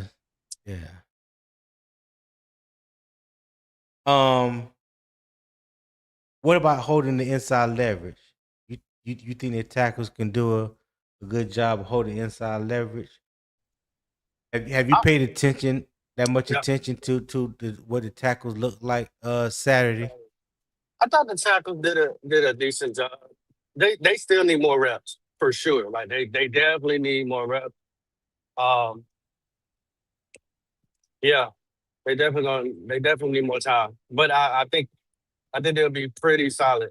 I don't think a sack was even that didn't come from either side of the tackles. So Hmm. I think they'll be solid. Okay. Native Kalu said, Tony, do fans in Jacksonville get to watch the joint practices you know of? Yep. No. Oh, they do? They Why do? wouldn't they? I I don't see know. ours. I don't know, Native. I don't know if the Construction. practices are open. I don't know if the practice is open to the public or not in Jacksonville. I don't know. So yeah, that's the best way I can answer that. What you saying, Papa? Yeah, I know. Let me not assume. I was thinking you probably would be able to see it, but let me not assume. I didn't. You were cut in and out. I didn't hear what you said just now.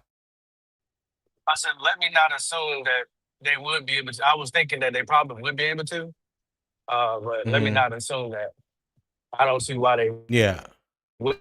Without assuming. Yeah, man. If their practice open to the public, Native. Yeah, I don't see no reason why they wouldn't be able to see it. Let's see. Eternal said we ain't gonna never win shit if they thought like fans. Okay. Well, whatever that means. That's a lot. That's a lot to get compared. People say I believe practice is open. Eric D is supposed to be at practice. That's right. I think I did see a video where Dunk said he's down there this week for the joint practice. And he said he will be at the joint practice Wednesday. So yeah, Native Kalu, I think it is open to the public down there. Yeah. And I don't know if Dunk is getting in because, his connection with Joe Person and Sheena Quick. So he may be getting in on the the reporter pass or something like that. But I do know he's already down there. And he said he will be there Wednesday. So hopefully we'll get some good information from practice tomorrow. So that's what I'm hoping to see. Gerald said Jacksonville is going through a different camp since they are having the stadium renovated and have relocated to Orlando. Oh, okay. I didn't know that. That's good. Thank you for that bit of information. And Brass, I bet you differ. I've seen it one season. We didn't play in preseason and good. We went 2-15 that year. Preseason is dress rehearsal for the regular season. All right. Then Kalu said that's good, so we can get some clips. All right. Yeah. Hopefully, like I said, we'll get some good information, some good clips, and things like that coming out of camp. I mean, coming out of the joint practice on Wednesday. So that's what I hope to see as well. All right. Um.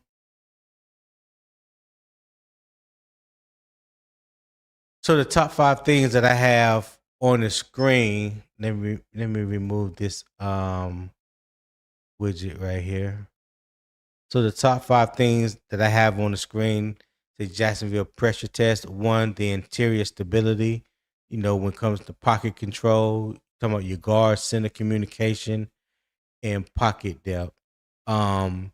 Is that something that you hope to see improve popping this week?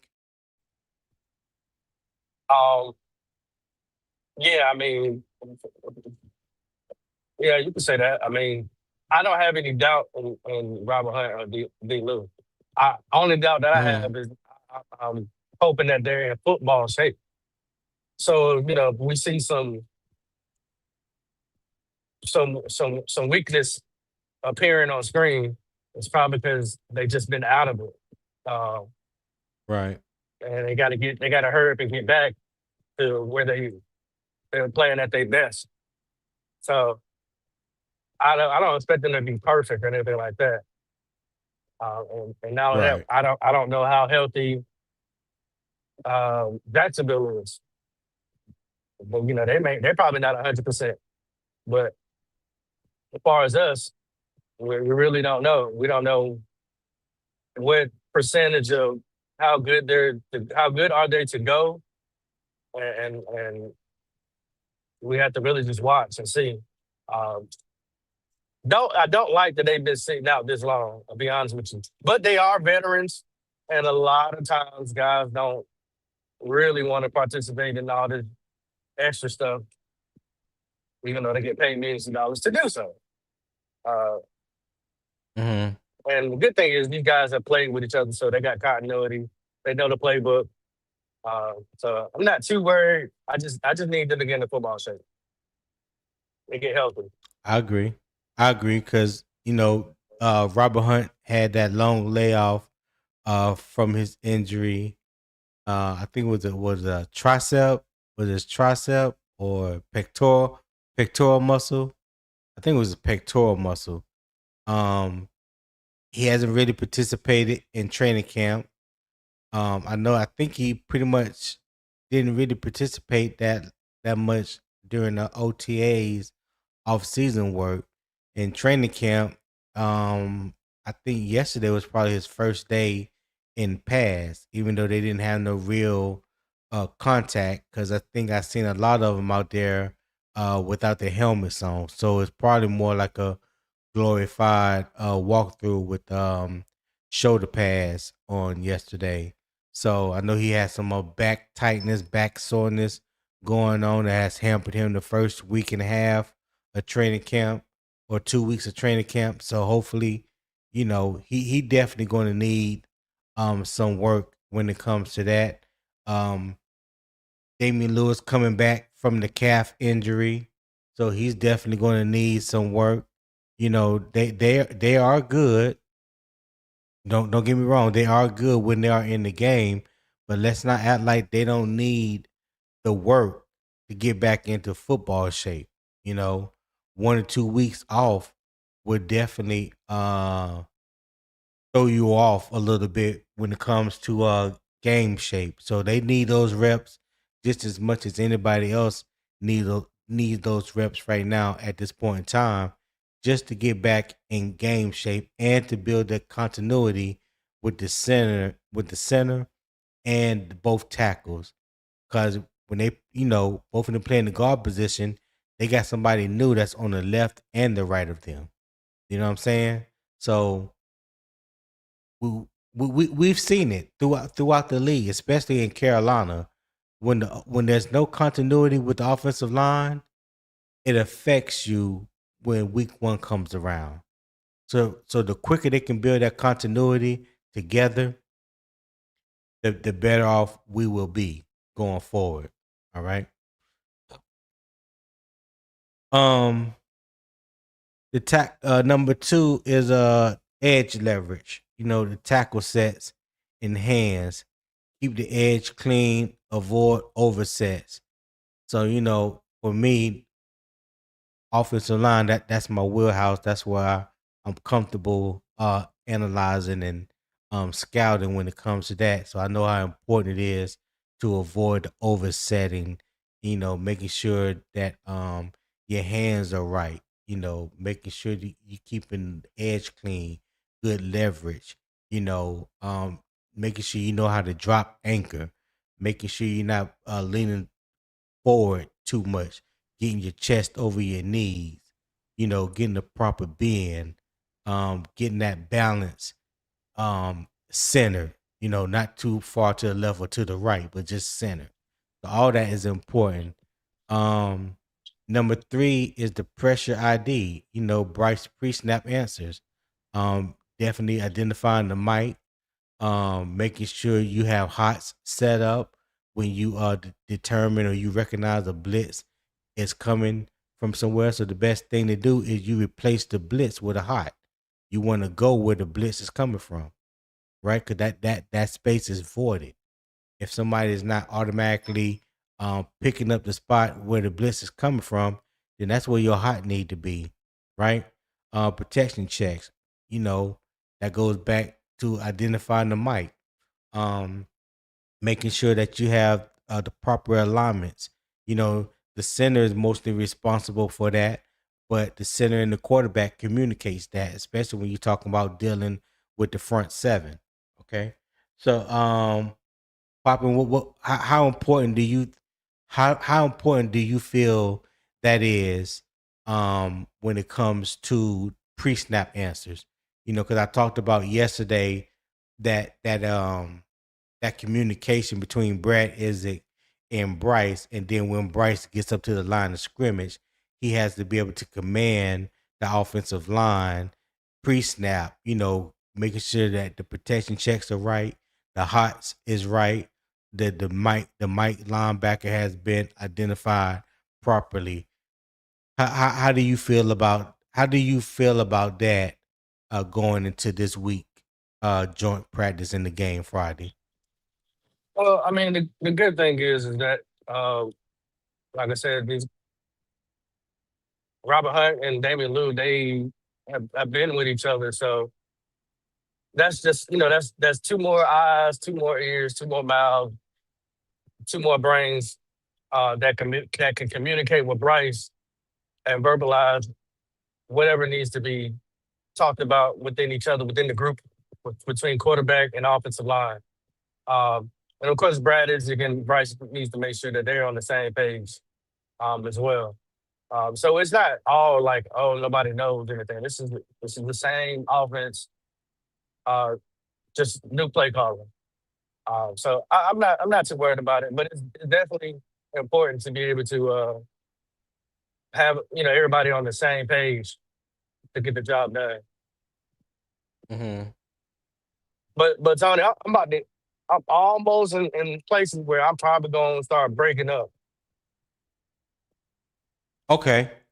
All right. So And I just dropped the link in the chat, Poppin. I appreciate you being on with me, my guy. no, you Especially know it. appreciate you spending most of the morning with me. I greatly appreciate that. But yeah, I dropped the link in the chat for anybody want to hit the link and come up and talk about today's topic. You're more than welcome. I greatly appreciate it. Zip, I see you in there. Say good morning, y'all. Good morning, Zip. Hit the link. Come holler at your boy, Zip. I greatly appreciate that. All right. So moving on to number 4, the help plan, win the chip. So again, I stated how both our tackles are new. Our left tackle Rasheed Walker, even though he has NFL experience, he is new playing with this offensive line and with this team. Right tackle Monroe Freeling is a rookie this year, so he's playing out of position, something that he hasn't played in almost 2 years.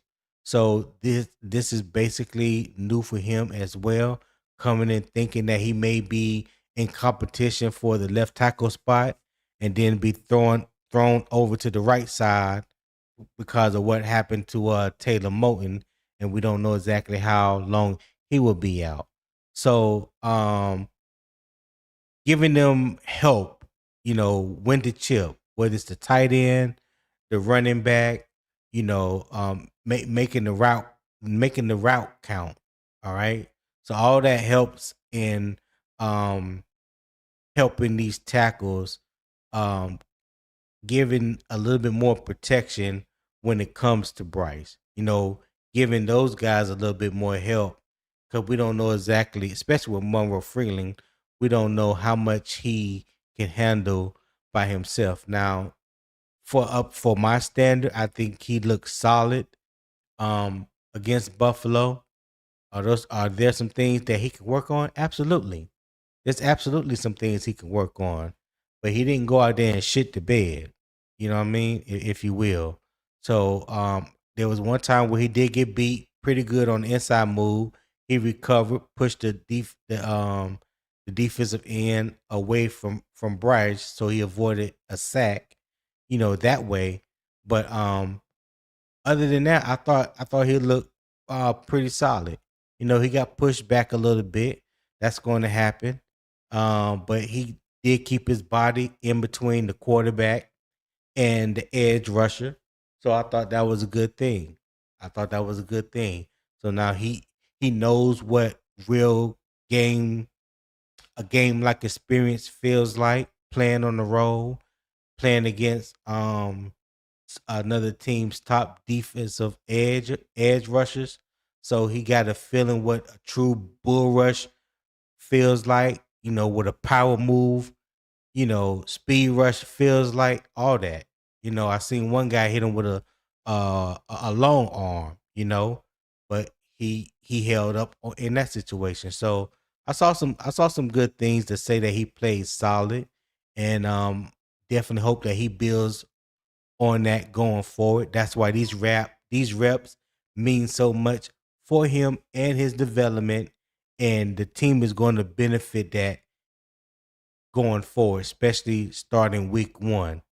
So you throw him out there, you see what he can do, see what he can handle, make the corrections in practice that needs to be corrected, study film, watch film, learn how to um study these guys' tendencies, what they like to do, what they don't like to do, what stops them in their tracks, things of that nature. Because just as offensive linemen got tails that they give away, edge rushers, defensive tackles, everybody else have tails that they give away as well. So it ain't just about what the defense can learn from the offense.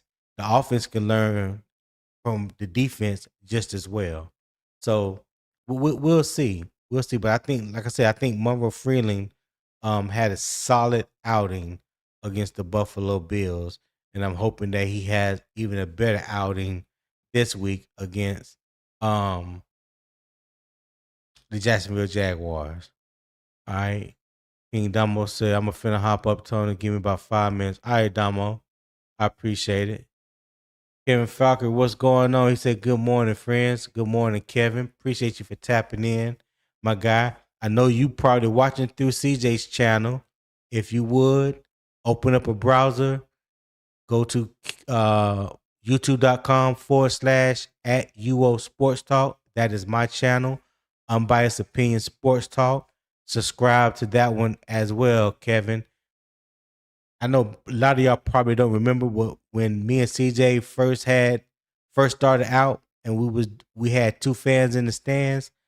The 23 training camp, Kevin Falker was the first person that we interviewed live from training camp right after practice one day. So Kevin has been with us, man, since day one, since we first started doing his YouTube thing. So shout out to Kevin Falkery.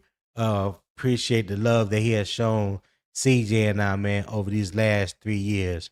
Appreciate you for being here, man. But yeah, make sure you subscribe to my channel. And that's for anybody that's currently watching right now. If you haven't subscribed to the channel, Cool Kev, I see you with all them eyeballs, but you are not watching through my channel. So I'm going to ignore you for right now, because I have said this time and time again, and I know you have heard me, Cool Kev. If I said something about Bryce, you will respond.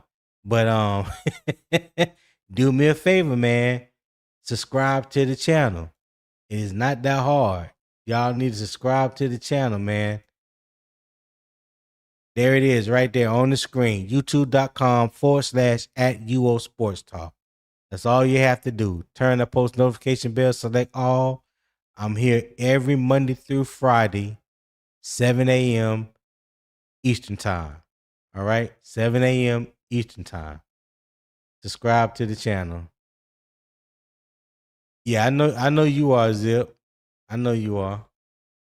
But this dude right here, Cool Cal, yeah. Yeah.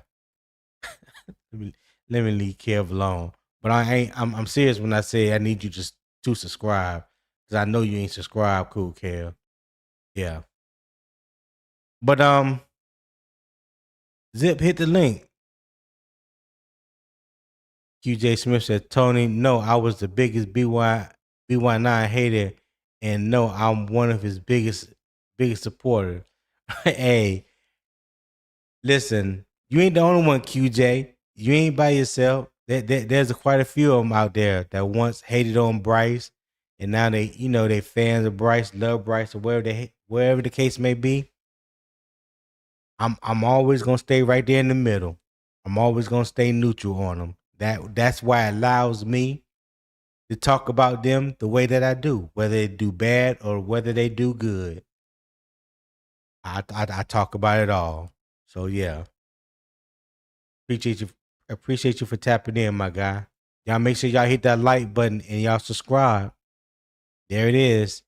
YouTube.com/@UO Sports Talk. I'm gonna post a link to the panel one more time in the chat. When you see the UO Sports Talk avatar, you can click that link and it will take you directly to my page. Click that link and it would click the avatar and it would take you directly to my page and you can subscribe there as well. Okay. Let's see who I got here. Zip, what's going on, Zip? What's going on, Tony? How you doing, man? Man, I can't call it. 6 in one hand, half a dozen in the other. Guess I call it even, dog. Gotta call it even, All I dog. can do. All I can do. Quick question. I'm gonna say, what time is it for you over there? It is 5 minutes to 5 right now. 5 p.m. Yeah, 5 p.m. Oh, okay. Hell yeah. Okay, so it's afternoon. Okay. Yeah. What's going on, man? That's what. You breaking up. I ain't hear. You breaking up real bad. Oh, hold on. I know what I got to do. I got to disconnect from this radio. Hold on. Oh, okay. Antonio McClanahan said, good morning, Tony, CJ, panel, and chat. What's going on, Antonio McClanahan? Antonio has been following us as well since day one. I appreciate the love, dog. Kevin said, could you show that link again? Hey, Kevin, right, 2 comments up. I don't know if you can see the UO Sports Talk where I just dropped the link for the chat. If you click my avatar, it would take you directly to my channel, but I will put the link up again. Here it is right there. All right. I'm gonna say I sound better. Yeah. You sound better right there. Let me also put the link in the chat as well, Kevin. Hold on. Give me a second. And I will drop the link in the chat. All right. There's a link in the chat. So if you're watching on CJ channel or my channel, there's a link right there. And I just put it in StreamYard. That would take you directly to my channel. And DCAT said the Falcons signing Zadarius Smith to a 1-year deal. Yeah, I saw that. I saw that at DCAT. He worked out with somebody. the other day. Yeah, I That forgot ain't good. who it was, but he signed. Yeah. Well, Darius Smith, he kind of. I mean, he can still be effective, but he up there. He getting up there. So yeah, ain't no biggie, no biggie. But what's up, Zip? What's on your mind, dog? Holla at me. Well, what's the deal with Darren Waller? Why they? My thing is, I saw him play last year, but I know last year with Miami, he they had him on a snap count. You know what I'm saying? He wasn't 100%. Right. So what's the deal with him right now? Like I saw yesterday, he was out there. I know he passed his physical, but yesterday he was out there running around. You know what I'm saying? Doing conditioning and whatnot. Well, I guess they were testing him. From my understanding, they were testing him out to see where his conditioning level was at. I don't think they were just going to just throw him out there the first day and with pads, and they hadn't seen him or haven't known for him. He hasn't really been on a football field all the training camp and OTAs and things like that. So I think they just wanted to get a good idea of where he's at from a condition standpoint. I think they're going to. I hope that they ramp his. They speed up the process this week. Get him out there with joint practice. And come Friday, hopefully have a limited package for him. So yeah, that's what I hope he does. I hope that's what they do for him this week. Hold on one second. Hey, Kevin Farker 43 became a YouTube member. Okay, Kevin, you did that. I think you did that on CJ's channel, Kevin, because I can't have members on my channel just yet. So that's on CJ's Carolina Armchair GM CJ's channel. But I know he appreciate the love though. I know he appreciate the love. Yeah. Go ahead, Zip. What you gonna say? Yeah. No. I was just saying that. Well, that's good. I hope they ramp him up too, man, because I want to see him get out there with the ones as soon as possible. You know what I'm saying? Because that on-field chemistry, it's better to get it rolling early if you can. Okay. D-Cash says, Tony, that man came out of retirement to play with them. I definitely don't expect him to do much. Well, he didn't retire at the end of the season last season. I know he came out of retirement to play with the Dolphins last year. He only played 9 games. I think, I don't know what the exact injury was or anything like that. But yeah, I think he was pretty much a free agent after last season. So for whatever reason, he does have an injury history, not being able to stay healthy or whatnot. He does have other issues that he has, gone through, overcome from my experience, from my knowledge. So, yeah, for whatever reason, they did what they did yesterday. Listen, as long as he's able to be ready by week 1 and ready to contribute, I'll be more than happy for that to happen. Kevin said, "Man, that's where I put up your account." Okay. Yeah. Well, let me see something.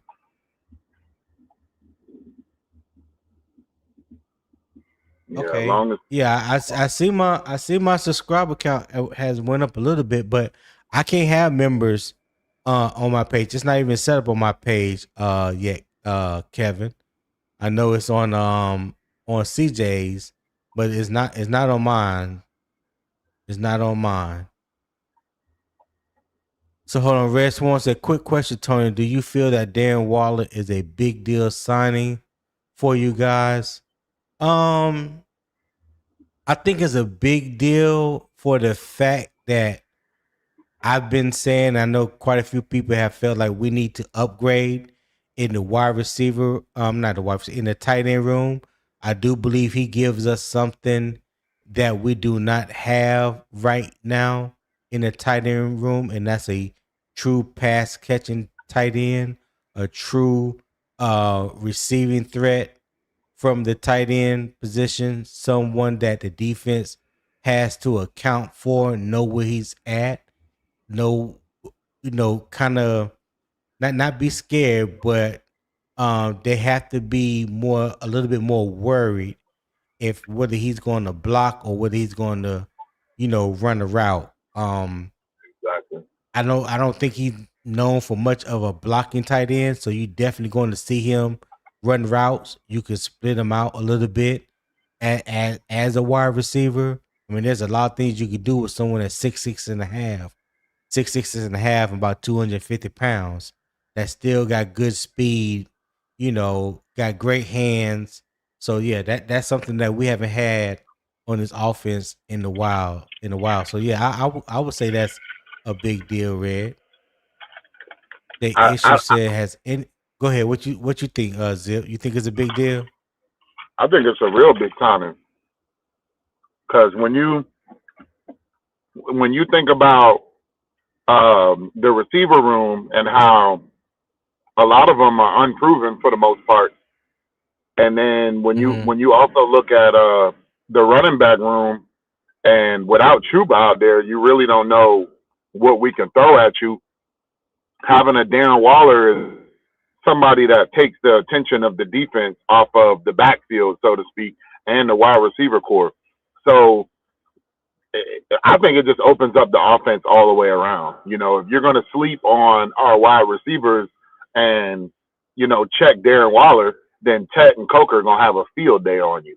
And if you're going to try to lock down one of those two, then we got Darren Waller that's going to get wide open. So I think that was a big sign. Right. Yeah. Okay. Damo, what's happening? What's going on, Big Tony? What up? What up, Zip? What up, Domo? Good, man. Good morning to you guys. What's going on, chat? What's going on? What you think about the question that Red answered? And I'm gonna show you. He said he just curious because Zadarius is 5 days older than Waller. Okay. I might need you to repeat your question because I just got out the car, so I lost connection and all, and I had to come connect. He said, "Do you feel that Darren Waller is a big deal signing for you guys?" I want to say in the right offenses, yes. Damn sure, yes. And our offense is yet to be seen because we don't use our tight ends enough. So I ain't gonna lie. Like, does he open the offense up? Yeah. It just depends on how. What's my name? Coordinator? It just depends on how he sees it. What his offense is gonna look like compared to what Dave's was. I just want to see what Brad can do. So I'm gonna say it does open us up. But it's a damn show, yes. Hey, hold on, Damo. Hey, Zip, mute your mic for me, Zip. My bad. Yeah. Like, for example, if you give him to the Cowboys, right, a known passing offense, hell yes, right? If he goes to, you seen what he did in Miami, and Tua was wishy-washy, but Darren Waller could still get off. I think he does add elements to this offense that we really desperately need, especially with Brazel going down and with Excel and some other guys not really being proven yet. We know Darren Waller can stretch the field at the tight end position. And right there, with him also being on the line, also being able to block well, he could definitely contribute to our team and our offense. So I want to say yes, but I don't want to. A part of me doesn't really want to say yes, only because I don't know what our offense is going to do with our tight ends this year. I don't even know if Darren Waller really gets to see the field. We really don't know, because I know for a fact in Carolina, it is about politics. And I pray that we do get to a talent-based system where it's a proven-based system where when you prove it, you get to use it. Whereas I feel like a lot of guys are proven and they are losing because they are just not in the favor of the politics. Wow, Damo, for real. Well, so expound on that a little bit more for me. Why do you believe that is politics over production? because sometimes like let's be honest. It was so bad last year that they had to move Coker up. But that's what it takes in Carolina for someone who comes in undrafted to make a name on this team. And I don't know if it's like that for other organizations because we've seen great organizations bring guys up that have the talent. Like Cam Gill, I keep talking about him, right? We shouldn't be talking about how can he make the roster. We should know for a fact he's making the roster because of his play. You know what I mean? But literally, he would not make the team simply because the coach just likes the other guy, man. Whether he's proven or not, the coach ain't gave up on that guy yet. And it's like, that's the what I see politics as. Also, when were you drafted, right? We picked you up here. We don't want to move on from you because that's going to make me lose my job. So now I got to keep you in this position outside of this guy who's been working his ass off, who is proven he's going to be losing because he is not on the side of politics. He is not the favorite position right now. All my stock is in the other guy. My damn near my legacy of coaching here is on the line, or legacy of coaching in the league, period. And I just think it's too much of that going on, man. Like Jaycee Reed. Like, honestly, man, there's no reason why he does not make the team. Stop talking to me about work and let these unproven guys get to show it in preseason if it really don't matter. In Carolina, we get guys that show out every year in preseason, bro, and they don't make the team. And we start the season with guys that are just not ready, bro. They just not ready. Okay. Well, I don't see nothing wrong with what you're saying because I do believe there's politics in the NFL. Every team has politics when it comes to players, whether they are familiar with the player or friends with the player. If the player was a high draft pick and there was a lot invested in said player. And you're right as well when it comes to guys that we have deemed or that we feel like should make the team but don't make the team.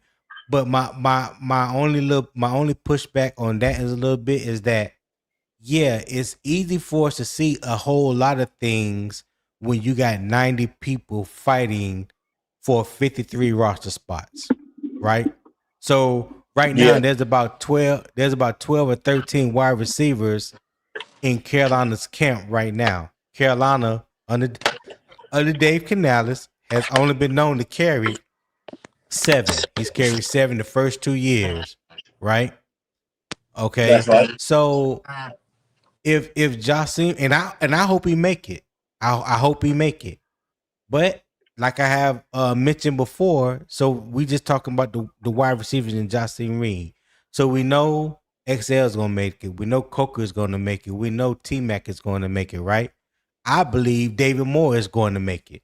So that's 4, right? So then when you start talking about the 4th through the 7th or the 5th through the 7th wide receiver, they not going to just make it just because they're a good wide receiver. They're going to have to add some type of value on special teams. And that's any team. That ain't just Carolina. That's on any team, any position. If you're not part of that 2 deep man rotation, you know what I'm saying? 9 times out of 10, they want to know, well, what is your value for us to keep you around? Because we can only keep 53 and we can only suit up 46 on game day, right? So even if you make the 53, there's still 6 or 7 that's going to be inactive every week because they can't suit up all 53. So it's easy. It's easy for us to say that when we see it, but when you do the process of elimination, it makes it even that much harder. And if you don't bring true value to special teams, if you don't have any proven production like some of these guys do over other guys, if you just haven't completely outshined that person or you know someone ahead of you, it's hard for the coach to decide that they're going to keep you on the roster. And now I'm with you. I believe Jaycee Reed has definitely earned I believe he has definitely earned a position on the 53-man roster. I'm just stating to you how it goes a lot of times, especially for these undrafted guys that wasn't considered a high priority after the draft, or may have been on 2 or 3 practice squads in the past 2 or 3 years and just haven't been able to stick to a team. There's a reason why. Y'all remember when we had Emir Marset? Yeah. Yep. Bryce rookie I year. sure do. Right. Yeah. And how he like really showed out in the preseasons. Yes, he did. Mm-hmm. Yeah. Yep. But then come game time, even though I feel like he had some moments game time, it wasn't consistent enough. And this was the time when we did not have good receiver play or depth. We talking about All we Bryce had was Thielen. first. Yeah, right. So if you couldn't break the lineup then, what are the chances that you really gonna break a lineup to play wide receiver? And I think he was awesome in the kick return game. I think he's in Kansas City right now because I saw a preseason game where he returned a kickoff. I think he's back in Kansas City. I'm not sure on that, but I know he's still in the league. But he hasn't broken into anyone's wide receiver core. Some players are just who they are. Some players are just going to be workout warriors. Some players are just going to be really good in preseason or really good in practice. But the at the end of the day, what can you show and what can you be on Sunday? And that's why I think a lot of those guys fail, even though we want them to succeed. That makes sense? And then Yeah. two Domo. I feel like those are two position groups that we're just. I feel like we've made a lot of competition at those groups because even though we got Nick Scorton down from a team aspect, from a head coach aspect, you're still thinking about bringing him back. You know what I'm saying? Like he got to come back. I mean, he may not be back to the end of the season when he come off of IR, but you know, he may not. But at the same time, you're thinking about potentially keeping that roster spot if he returns. But it's just, I think at those two position groups, we just got a lot of competition right now in the wide receiver and that edge rusher spot. I think Cam Gill will make it though. I'm gonna be honest with you because when you look at what he's put on tape, I mean it's just hard to let that go. It's hard to let it go. Yeah, and so like someone like Cam Gill, he didn't stick around with the Panthers the first time, and I don't know what other teams he tried out for, right? Right. I hear myself reverb in somebody volume or something. That might be my whole. I don't know. I don't know if he what the situation was with somebody else's team or whatnot, but he went to the UFL and he balled out this year. I think he had like 10 sacks in 11 games. Defensive player of the year came in here, first preseason game. He had a good game against the Cardinals.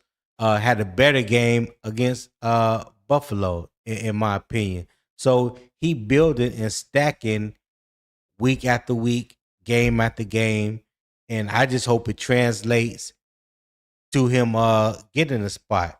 It didn't work out for him the first time, but maybe this time it works out for him. So, you know, all you can do is go out there and put what you got, show what you got, and put it on tape. Yeah.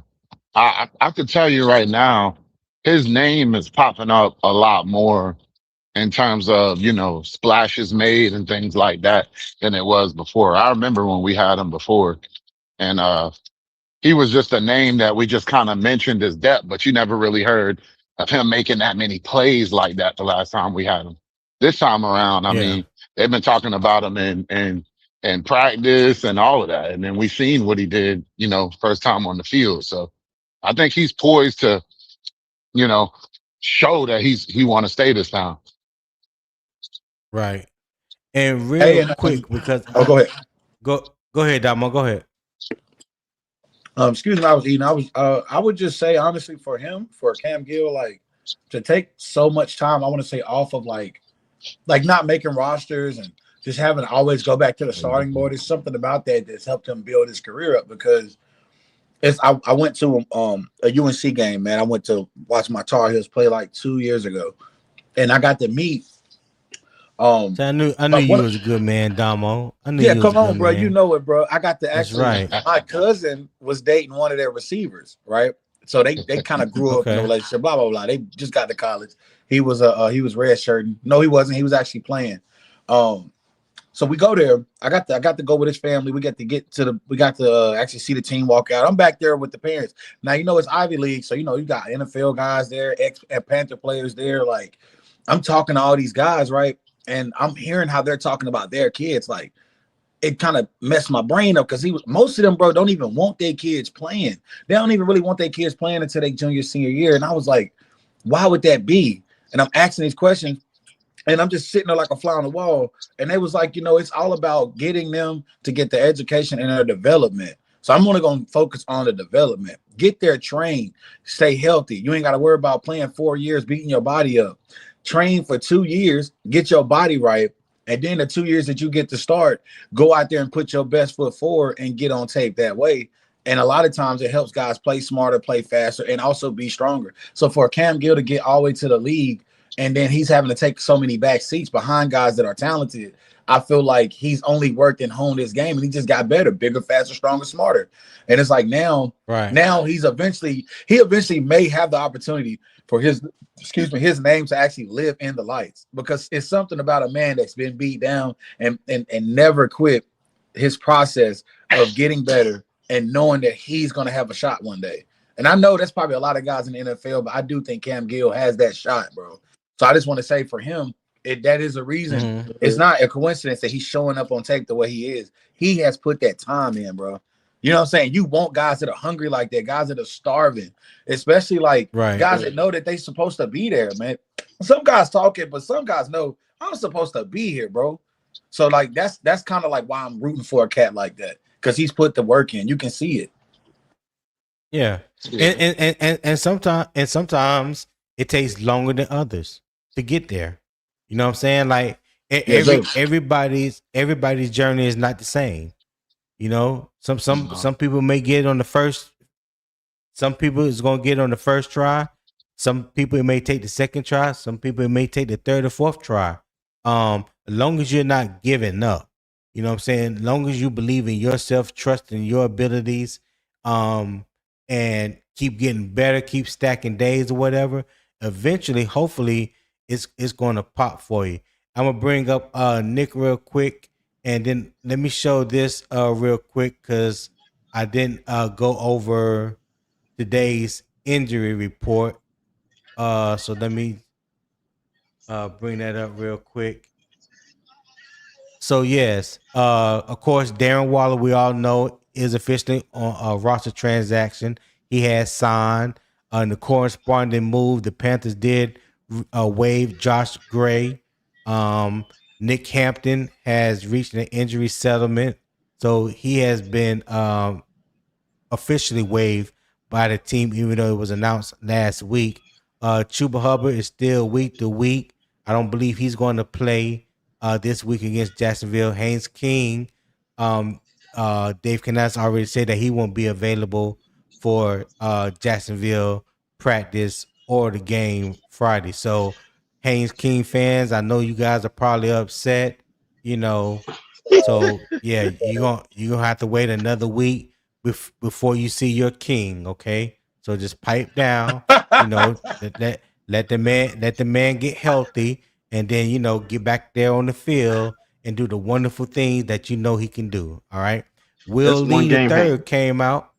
Yeah, Will Lee the third has growing tightness, so he's being monitored right now. I saw the depth chart come out yesterday, and he's third on the depth chart now.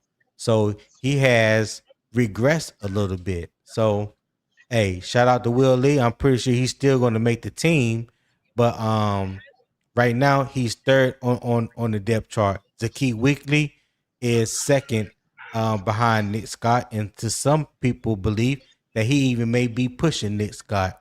All right, I don't know when that may happen, but I can see that happening possibly sometime this year. I wouldn't be surprised if it happened. Let me say that. And Jaycee Reed, his calf, so his status is pending right now as well. So we may or may not see Jaycee Reed come Friday in the preseason game against the Jaguars. So that is all the updated injury availability and roster updates and transactions. All right. So Nick, what's happening, dog? What's good? What's good, man? How you doing? Man, I can't call it. It is what it is. How you doing, dog? I'm doing good. Out here doing parent stuff, taking kids to doctor's appointments and stuff. Yeah. Okay. Is that a prowling veteran? Yeah, that's prowling veteran. Damo, don't start, man. Don't start. Yeah, hey, don't Damo. Hey, look, Damo, don't listen. It's early in the morning. I'm very calm. Yeah. You don't want to wake a sleeping beast. I don't want to wake the sleeping giant up. Didn't I tell you I've been doing my push-ups and I'm ready to debate the world now? When I do my push-ups, my brain work a lot faster, so I can debate you, PPP, and Tony at the same time with my eyes closed, hands behind my back. If you debate, listen, I'm gonna let you know right now. You're not ready for that, Damo. You got better luck debating me and at least we ain't gonna hit you with no nonsense. You go out there with PPP about to throw haymakers. Yeah, PPP gonna take me too far left. He gonna take me to deeper waters that I need to be in. You know what I mean? Yeah. You go ahead and leave that one alone. I have decided I ain't debating with PPP anymore either. Why won't you, man? We gonna talk about that another time. Y'all have to debate each other. Tony, you got to debate everybody. Y'all can't give up because it'd be some of the best content you could watch online. I'm not gonna lie. That is so let's just discuss debate just for a minute. Some people I don't think they fully understand and grasp the definition of the word debate and how debates are handled. What you have witnessed on podcasts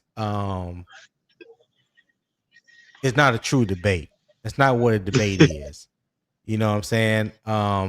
Me and Will Robertson is going to have our first debate on Unbiased Opinions Sports Talk on the debate stage that I have set up. And we're going to show y'all and display what a debate really looks like. You know what I'm saying? So hopefully people can grasp that, emulate it, copy it, save it in a folder for future reference, whatever they want to do. But yeah, what you have witnessed thus far is not a debate. Trust me. I don't care what I don't care what people try to tell you that it's a debate. It is not a damn debate. I just subscribed to the to Unbiased. What is it? Unbiased Sports Talk. I just subscribed to it. Did it come with a T-Mac jersey in white or? Well, shit. Let me go subscribe to my own channel and see if I can get that. Because you might know something I don't know nothing about. Hold on. Hold on, player. Let me find out YouTube done did something I don't know nothing about. Man, it'd be so funny. I'll be doing that in person too. I'll be talking to people about getting me a T-Mac jersey. They be like, man, Dom, anybody buy, T-Mac jersey, man? Yeah. I was like, well, be like that then. Stingy with your stingy pockets. You know what I'm saying? Yeah. So Nick, talk to me, man. So the Carolina Panthers put forth a piss poor performance against the Buffalo Bills Saturday. We got the joint practice with Jacksonville tomorrow, and then we have the preseason game Friday. What? Because I haven't talked to you since the game. What did you dislike? What did you dislike the most in the Buffalo game, and what do you want to see Friday in the preseason game against Jacksonville? Well, I will tell you what I just like the offensive line, but at the end of the day, I want people to realize that I don't really I'm pretty sure Tony has heard me take this. I take preseason for a grain of salt, man. I think Tony has heard me say this too. I don't invest highly into. I don't invest emotionally highly into preseason. The preseason is. I don't think a lot of people know a lot of things about the preseason. I think people think that they go out there prepare the same way for these preseason games. I want y'all to know the coaches do not do that. The coach, I think they don't understand that the goal is to put these players in stressful situations and see who succeeds and who doesn't succeed.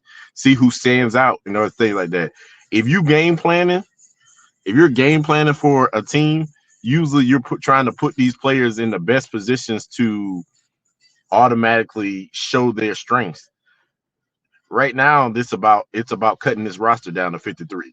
If you don't put these guys in stressful situations where either their skill is going to come out or not, then you're going to do yourself a disservice when it comes to cutting this roster down.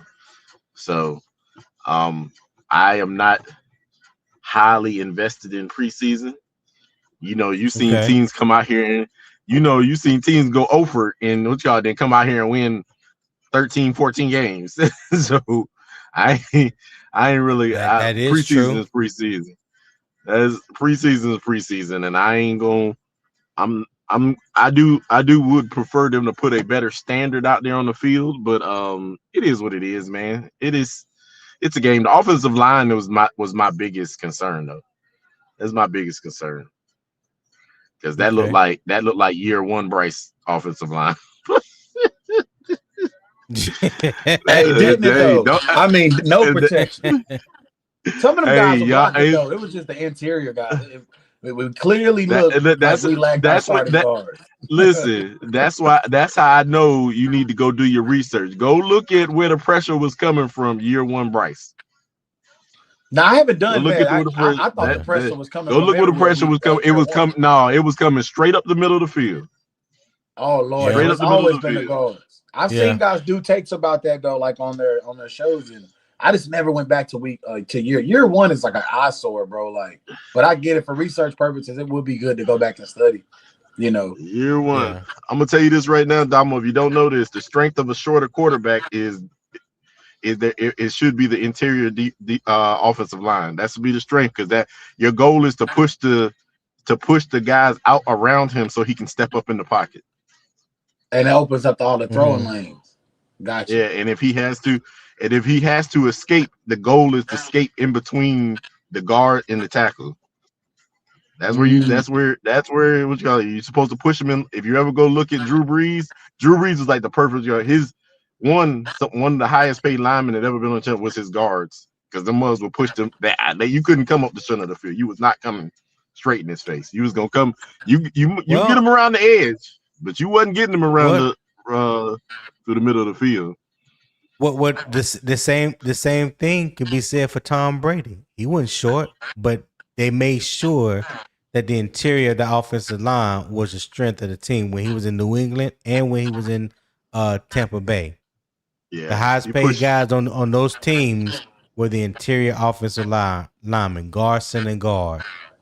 I understand the left tackle. I understand the left tackle protecting your blind side, and they're going to make what they make.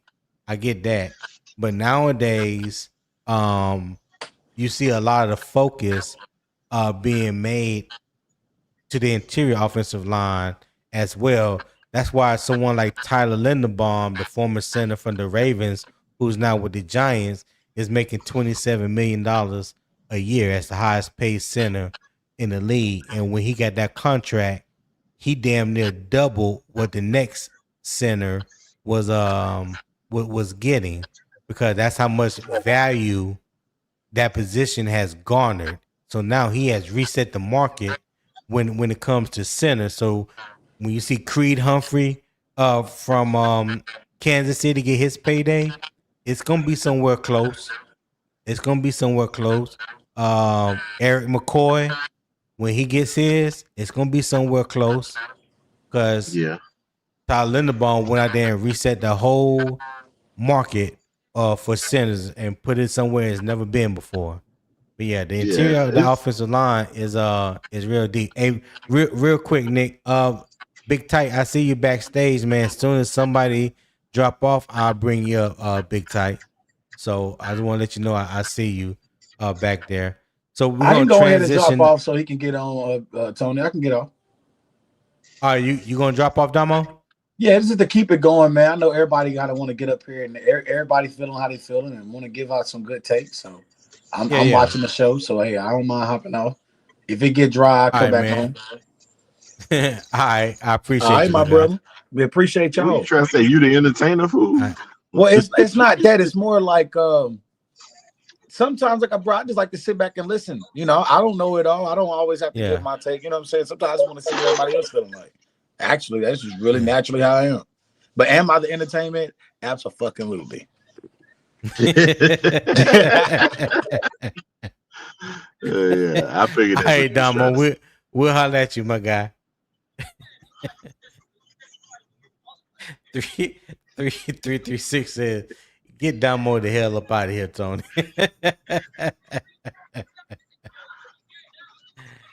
Big Tight, what's going on, man? How you feeling? Ain't nothing new, man. I ain't kicking up no dust. And I appreciate you, Damo, man. Appreciate you, Damo. Yeah. What's on your mind, Big Tight? Before we move on to this next for our last topic, what's on your mind, dog? Hey, I just wanted to say, man. When it comes to the preseason, I'm not one of them guys that say I don't really put nothing on the preseason. I'm 50-50 on it. I'm 50-50 on it because like as far as winning the game, I don't care who wins the game because the starter's only gonna be in there for a little while. But you do want to see some positive plays. You do want to get a sample take of what of what your offense or your defense is looking like. And a lot of people say, you know, it's basic, it's vanilla, but you got to remember the other team is doing the same thing. They're not scheming either, but they're still trying to get positive plays to get a look at certain players. I think they saying, Tight. I think they saying your mic is crackling. I hear crackling in your mic when you talk. Yeah. How is it now? Is it still messed up?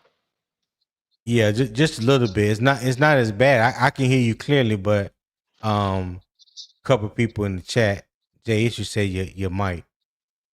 Okay, if I need to, I'll jump off. I'll jump off if I need to, because I'm on my headset. I'm in this truck. So if it's doing that, it might be because I'm on this headset. No, I can hear you. I can hear you clearly though. Go ahead. Okay, I was just saying, you know, both teams are running basic. Neither team is scheming for what either team is doing. So you still want to see your offense have some positive plays. So just like Buffalo or anybody else in the preseason, they're moving the ball on offense. You want to see your team move the ball on offense. You're not scheming, but you want to get some positive plays. And my thing is, I love the fact that they do joint practice. I put a little bit more on joint practice because now in joint practice, you can see more individual stuff, like our rookie offensive tackle. He gonna get a real test in joint practice because those two defensive ends for Jacksonville are probably two of the best ones. Hey, Tight, do me a favor, jump out and jump back in and see if that clears up the static. Okay, I'll do that. All right. Okay.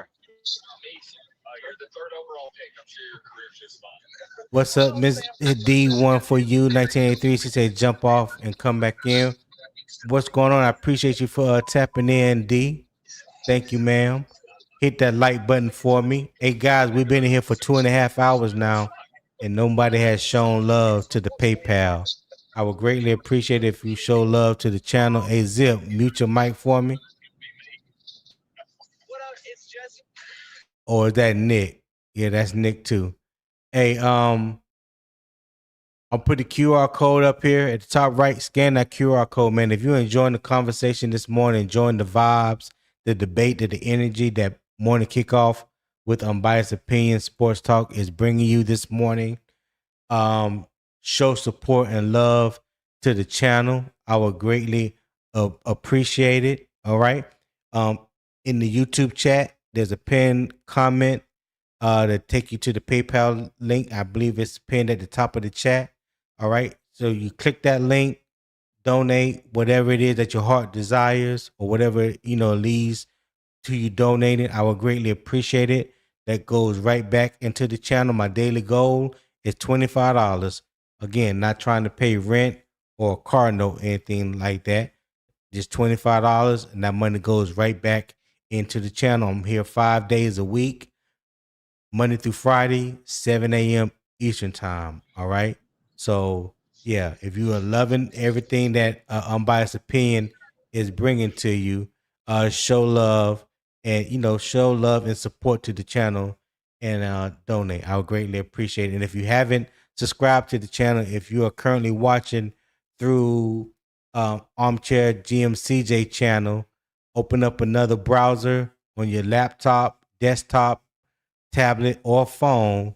Go to youtube.com /@ UO Sports Talk.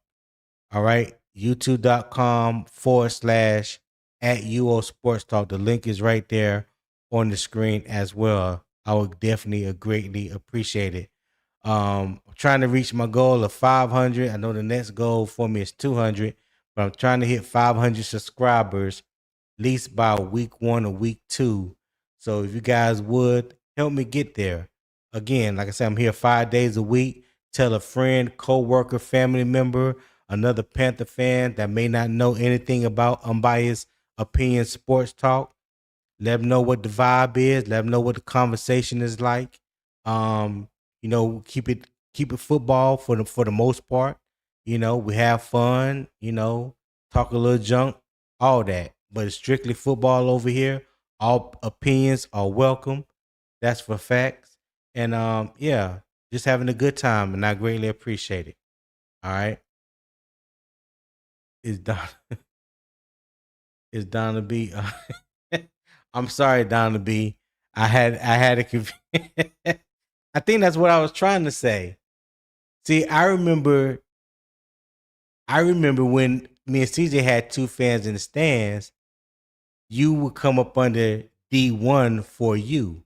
It wouldn't say Donna B. It would say D1 for you. So that's what I was referring to. My apologies, Donna B. I appreciate you for being here as well. Okay. I knew who I was talking about. Maybe it didn't come out right. Maybe it didn't come out right. So my apologies. All right. CJ Nasty said, good morning, CJ and panel. Jay Nasty, another one. I know you watching through CJ channel. Hey, subscribe to Unbiased Opinion Sports Talk. I'm going to drop a link to the panel in the chat. And if you click the avatar, it will take you straight to my page and you can subscribe there. All right. If you can't get to the link, you can click the avatar right there, right beside UO Sports Talk, and it would take you directly to my page. Kevin Falkery, let me put the link for the PayPal because I don't have a Cash App because Cash App is not available where I'm located. So I do have PayPal. Let me drop that link real quick if you want to give a donation. Or the QR code is on the screen as well, Kevin. You can scan the QR code, but let me put the link in the chat. All right, the link is in the chat now for the PayPal. All right. So protection is 5 people working as one. Carolina secondary is trying to build that same connection from the back end. So this brings us to our last topic of the day, and it talks about the secondary triangle. So it's talking about Jaycee Horn, Mike Jack, and Nick Scott and how they define Carolina's defense. All right. Can Horn, Jackson, and Scott define Carolina defense? So here's the facts first. Jaycee Horn, Mike Jackson, and Nick Scott were three constants in Carolina's secondary last season. Horn played 90% of Carolina's defensive snaps. Scott played 98%, and Mike Jackson played 98%. The Panthers have described Horn as an aggressive playmaker, Jackson as a calculated anticipator, and Scott as a key contributor. All right. So a secondary becomes an identity when its communication survives motion, route exchanges, play action, and extended plays. Horn's aggression can create turnovers. Jackson's anticipation can keep the coverage structure intact. Scott's communication can prevent a coverage from falling apart after the snap. But all three still need a pass rush to force quarterbacks into difficult decisions. So my first question to the panel, and Nick, you can go first. Can Horn, Jackson, and Scott be the identity of this defense, or is it still all about whether the pass rush shows up? What say you, sir? Shoot, that is a hard situation because I think it goes hand in hand because I don't feel like you can cover forever. But I do believe that I think they can get the job done, and I did see some things from the pass rush that we ain't seen in a long time. So I think they're gonna work in tandem this year. But yeah, I do believe it does. They go hand in hand. I don't think you can have. I think you can have a good secondary without pass rush, but I don't think you can have a great secondary without pass rush. Okay, that's just my opinion. Hold that thought real quick. A shout out to Kevin Fockery for that PayPal gift. I greatly appreciate it, my guy. Thank you for support. You always been supporting CJ and I since day one. Greatly appreciate it. For most people that don't know, the first time that me and CJ interviewed a fan live at training camp back in 2023, Kevin Fockery 403 was our first interview that me and CJ did. So definitely appreciate you, my guy. Definitely keep tuning in Monday through Friday. I will be here 7 a.m. Eastern time, and CJ will ramp up again once the season starts. All right, but definitely appreciate you being here, my guy. Go ahead, Nick. Yeah, so that's all I was saying. Really, I was just saying I think they go hand in hand, and like I said, I don't think. Obviously, I don't believe you can have a great pass rush without having somebody who can make the cover initially and don't allow them to make the quick throws. And I don't believe you can have a great secondary without having some form of pass rush, because if you don't force them to do stupid things, the pass rush doesn't. I mean, the secondary doesn't get opportunities to jump balls the way that they have.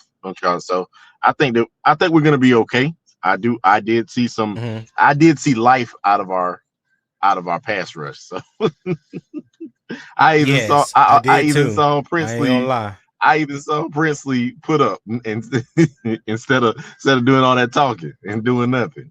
Yeah, he looked like a complete 180 from what we saw against Arizona in the Hall of Fame game. That's for sure.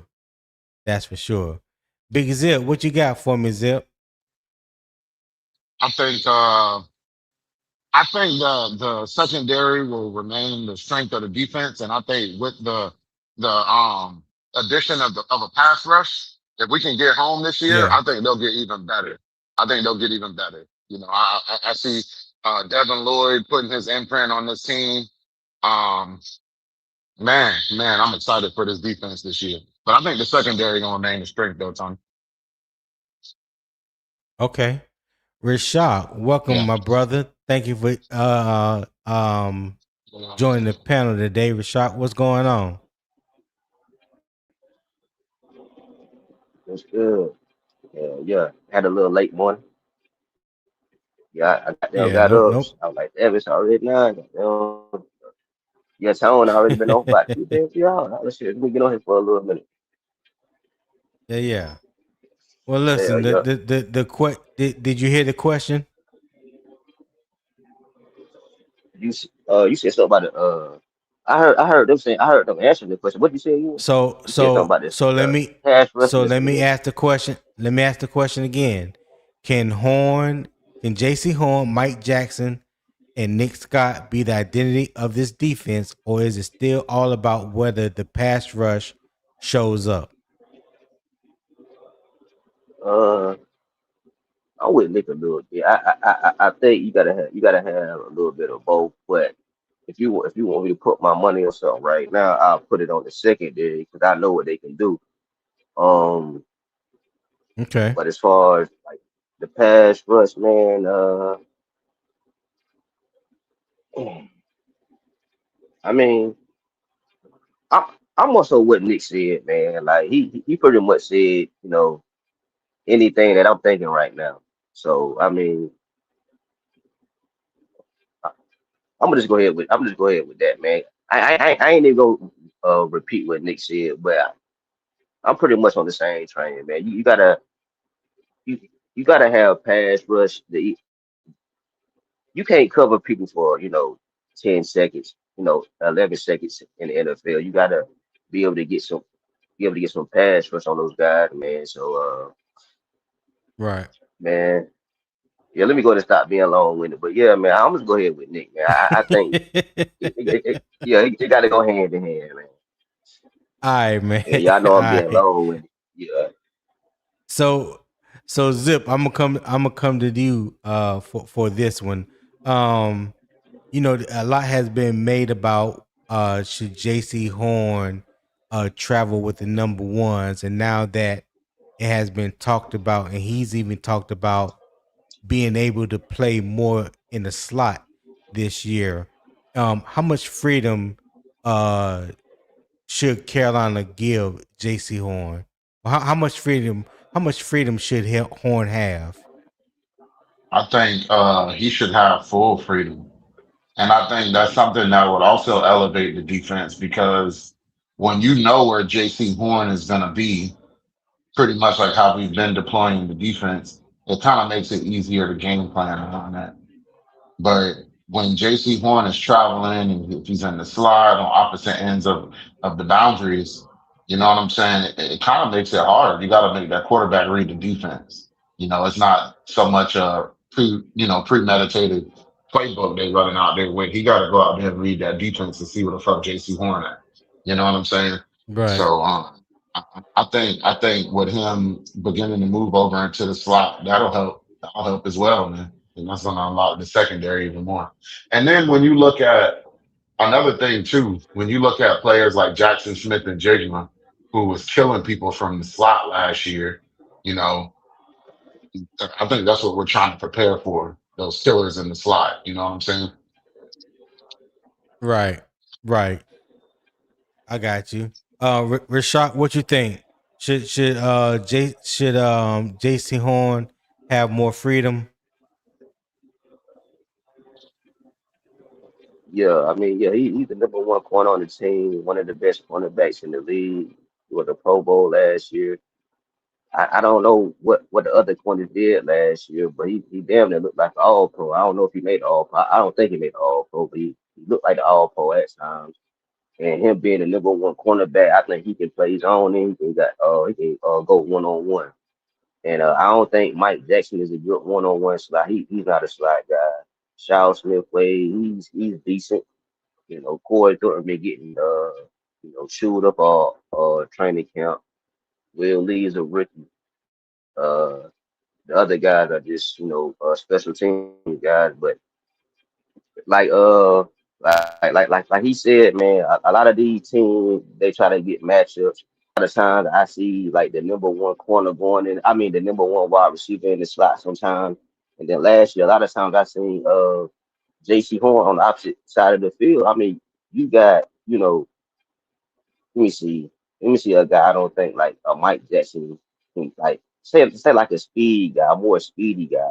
You know what I'm saying? Like on Waddle last year, they had Mike Jackson on Waddle, and he got burnt on that play for the TD. I'm like, well, why don't they have Jaycee Horn traveling? Because most number one corners that I've seen, they travel with the number one receiver. So that's what I think they're trying to do.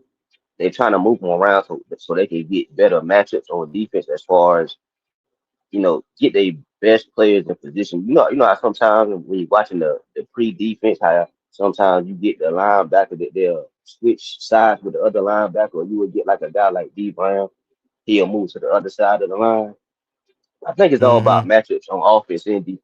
I think defense look for matchups too. So I don't think they just look at them like, you know what, we're going to play you at slot. We're going to put you up against their slot. No, I don't think it's like that. I just think they just going to move around to stop teams from doing Igib, what's the name? Igibba from Seattle. What's the name? Igibba? Something. JSN. Whatever the name is. Yeah, Yeah, Jackson him. Smith Yeah, and Jigba. Yeah.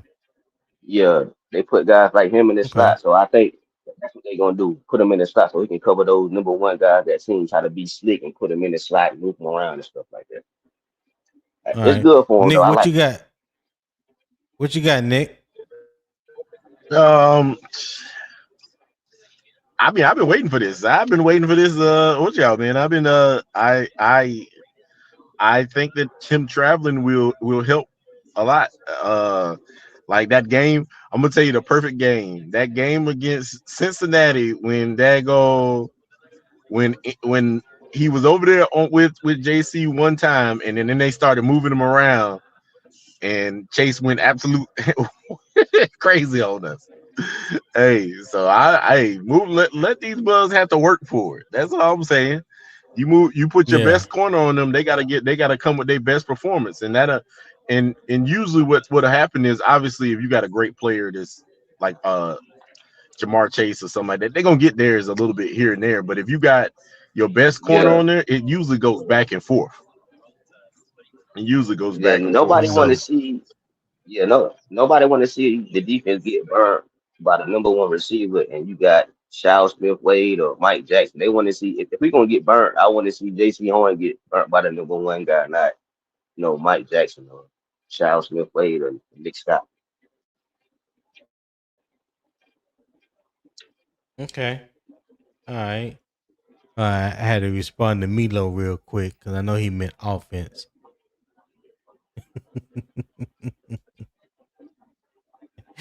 All right. So Nick, I'm gonna come right back to you. Do you think Mike Jackson is the right compliment to JC? I do. I actually, I got newfound love for Mike Jack. Mike Jack actually watches film and he reacts to what he sees in the film, because I don't know if y'all watched that clip of him where he told you the first time he played with Puka and them, they ran a play. They ran a play and the play broke off into the inside and he knocked it down. He watched the game where they played against the Lions. They ran the same play, but instead of breaking off on the inside, he came to the outside and he caught a pass on the seam of the field.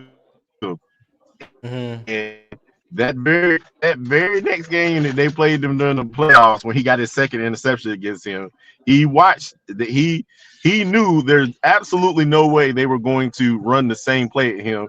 And as soon as broke off to the outside, he came, instead of following him up the field, he got in between the throwing lane and he went up and got that ball.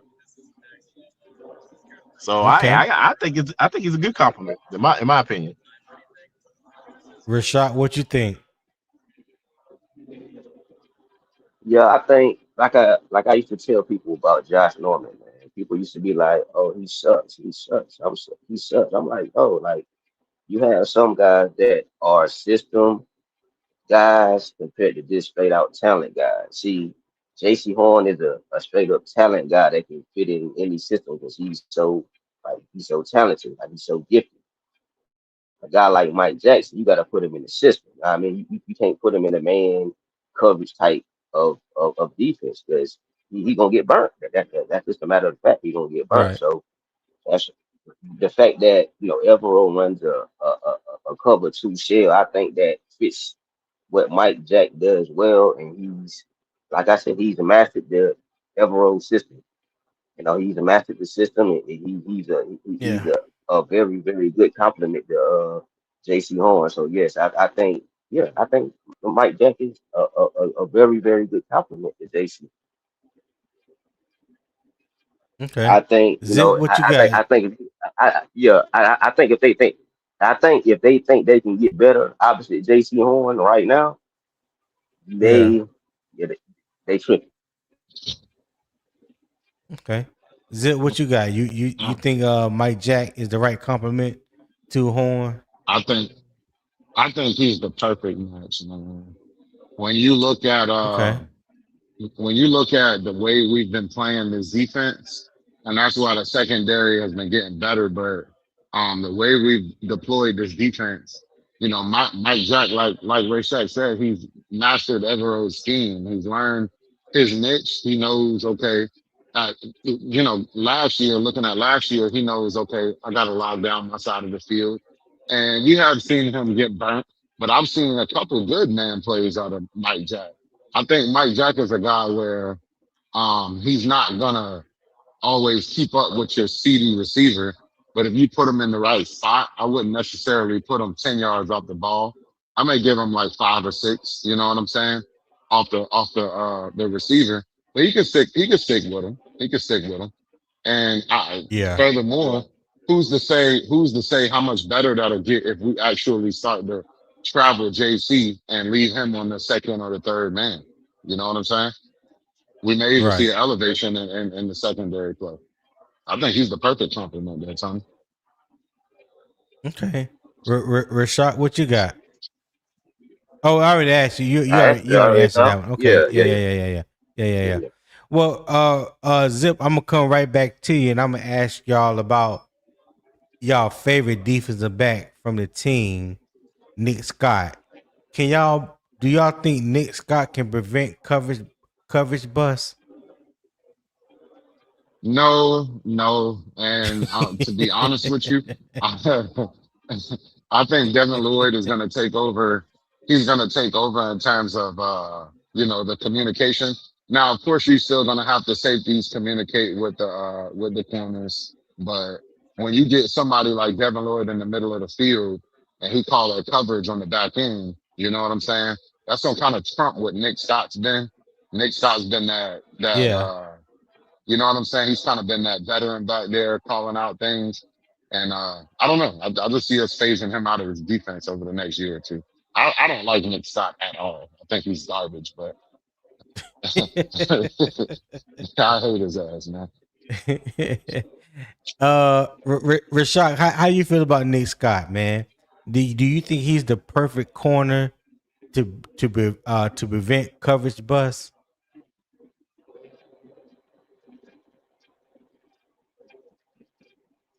I'm just here so I don't Come get on, fined, Rashad. boss. Nick Scott, man. Nah. I mean, nah. He's basically the David Moore of the defense. I mean, like I said, you look at his stats. You see the 100 tackles. I mean, if you look at the stats look decent. If you didn't watch this defense, and you looked at the stats, you would say he played pretty well. He had 100 tackles. Da, da, da, da. But the dude, he gets burnt entirely too much.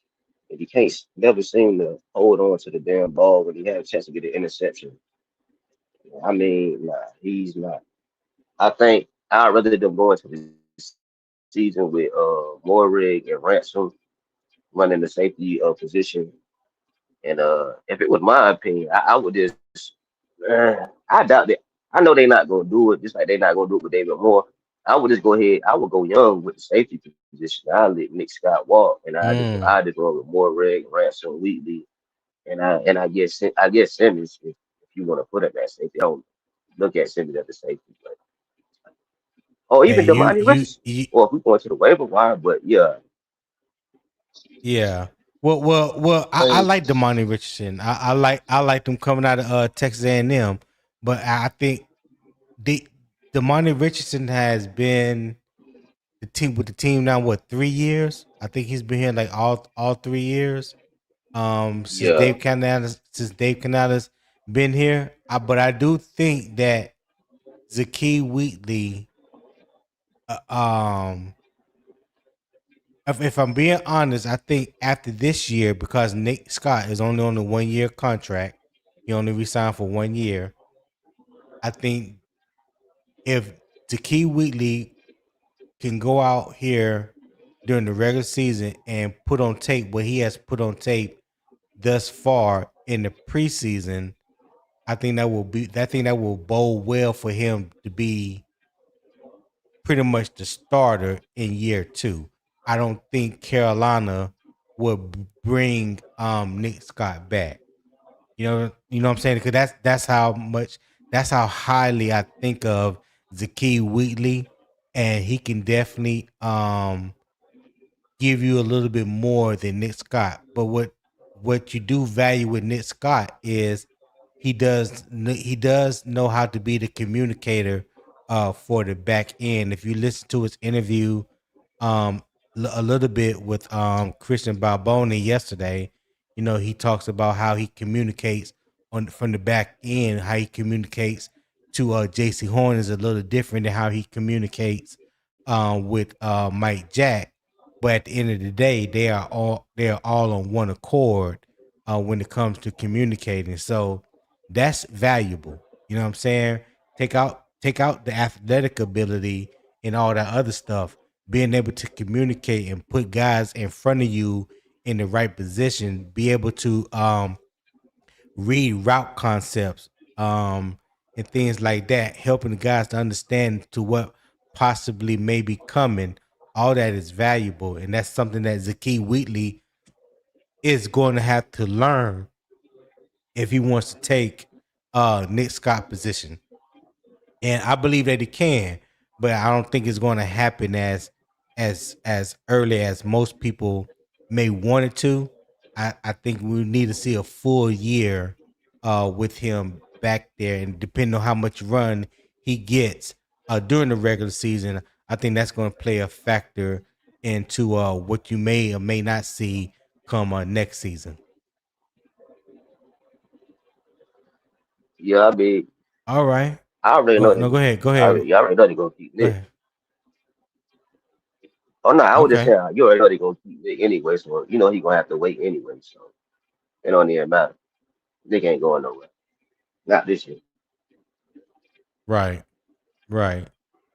Um. So my last question, let me ask the chat this question. I'm gonna ask the chat this question, and you guys, y'all answer for me in the chat. What's the real key for Carolina secondary? Is it JC making plays, Mike Jack reading routes, or Nick Scott running the show, or the front four getting home? All right. What's the real key for Carolina secondary? Front four getting home, Nick Scott running the show, Mike Jack reading routes, or Jaycee Horn making plays. So that question is for the chat. Y'all let me know in the chat, and I will read your responses. So my last question to you guys on the panel, Zip and Rashad, how should the young defensive backs fit in? Like we were just talking about, Jaycee Wheatley. How should Lathan Ransom and Jaycee Wheatley and Damani Richardson, how should those guys and Will Lee, how should those guys fit in the defensive rotation this year? Rashad, you can I'll go. say You this, Tony. Mm, or Oh, go yeah. ahead, Zip. Oh no, go ahead, Richard. Oh, okay. Well, no, I was just gonna say real quick. I feel like the biggest thing, especially for Jaycee Wheatley, is taking notes on what Nick Scott does on and off the field. You know what I'm saying? He's gonna have to pick that communication up, like you said. And for a lot of people who really take football serious, and I think Jaycee Wheatley is one of them, that communication ain't really hard because it's kind of the same things, just different terminology. You know what I'm saying? From level to level. Mm-hmm. Um, I think the biggest thing for them though is they're gonna have to lock in and see what these veterans are doing on this defense. Nathan Ransom, I would put him directly behind Tavon Murray in terms of what it is he he's doing. You know, he should be learning from him. And then I put Jaycee Wheatley with Nick Scott, and I would specifically let Jaycee Wheatley know that don't take up none of them bad habits. Don't soak none of them bad habits now. You know, all of that flip not turning when it needs to. You know what I'm saying? We need Yeah. you to be better in zone, shit like that. But when it comes to that communication and looking at how Nick Scott prepares his body for the season, you can learn a lot from that. You can learn a lot from that. You know. Right. Right. Twan Don, what's happening, my brother? What's What's happening going with you, on, Tony? Greek? What's up, Greg? How Man, you I doing, can't Fry? call it, man. I What's going on, can't call Gas, it, brother. Rayshak? What up, Tom? New What Yeah, up, Swig. Tom? man. Good day, Well, man. I had to come over and support Tony, man. I appreciate the love. Good day, bro. You coming in at the tail end, but I greatly appreciate you being here. Yeah, No bro. matter what, dog. I got up 30 minutes Yeah. ago, so I got the day off today. So Oh, so sleeping in. I got you. I yeah, got you. man. I So came in the right time though. I heard. Go ahead. Go ahead. No, go ahead. No, I heard y'all discussing Jaycee Wheatley, and that was one of the guys that I wanted Carolina to go draft. You know, I talked big time about him. So when we got him, and Yeah. I was so impressed. You know, and I'm you know, I think he's gonna be one of them ones, man. You know what I'm saying? And what he's already leading tackling in preseason for us. So Yeah, he has been the leading tackler thus far in the preseason, for both games. So that is definitely the truth. I didn't know much about him before the draft, but I have liked everything that I've seen from him thus far. Everything that they talked about him being, as far as being a sure tackler, having a quick first step, being able to get from the deep safety spot, you know, to fit the run, real quick. He ain't afraid to put his face mask on you. Sure tackler, ball hawk. I like how he knocked the ball peanut punch, on Bam night in the Arizona game. So yeah, man, I've been highly impressed. I've been highly impressed with this game thus far, and I just wanted to see him continue to continue to build on what he has shown thus far, learn the ins and outs of how to be in a pro. Not only picking the brain of Nick Scott, but pick the brain of Trevon Moorick or Jaycee Horn, Mike Jack, all those guys. I mean, all that information is valuable, and I just want to see him continue to grow. And I think the sky's the limit for the brother. I think the sky's the limit for him.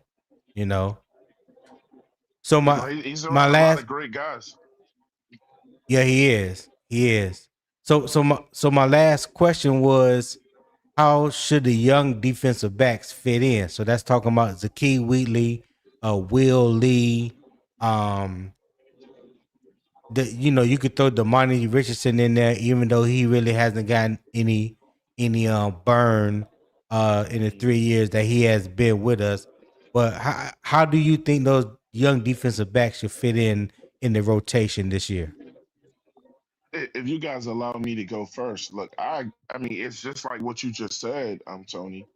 I think you already answered that question before we got to it. It's just, you got a lot of great guys around you. I think the way that they fit in Mm-hmm. is communication with the guys that are already there. I would love to see Jaycee Wheatley learn the instincts of Morig. You know what I'm saying? Hitting and timing of Branson. You know what I'm saying? Those are the guys, man. You know what I'm saying? And just You sound low, Twan. You sound low. is it super low? I thought that was my phone. That's Twan. Cause I got my mic. I It's got my low. mic turned I up. mean, I can hear you, but it's low. All right, let me turn mine up. Yeah. Yeah, it's low though. All right. You guys go ahead. You go ahead. I'm gonna turn my thing to All right.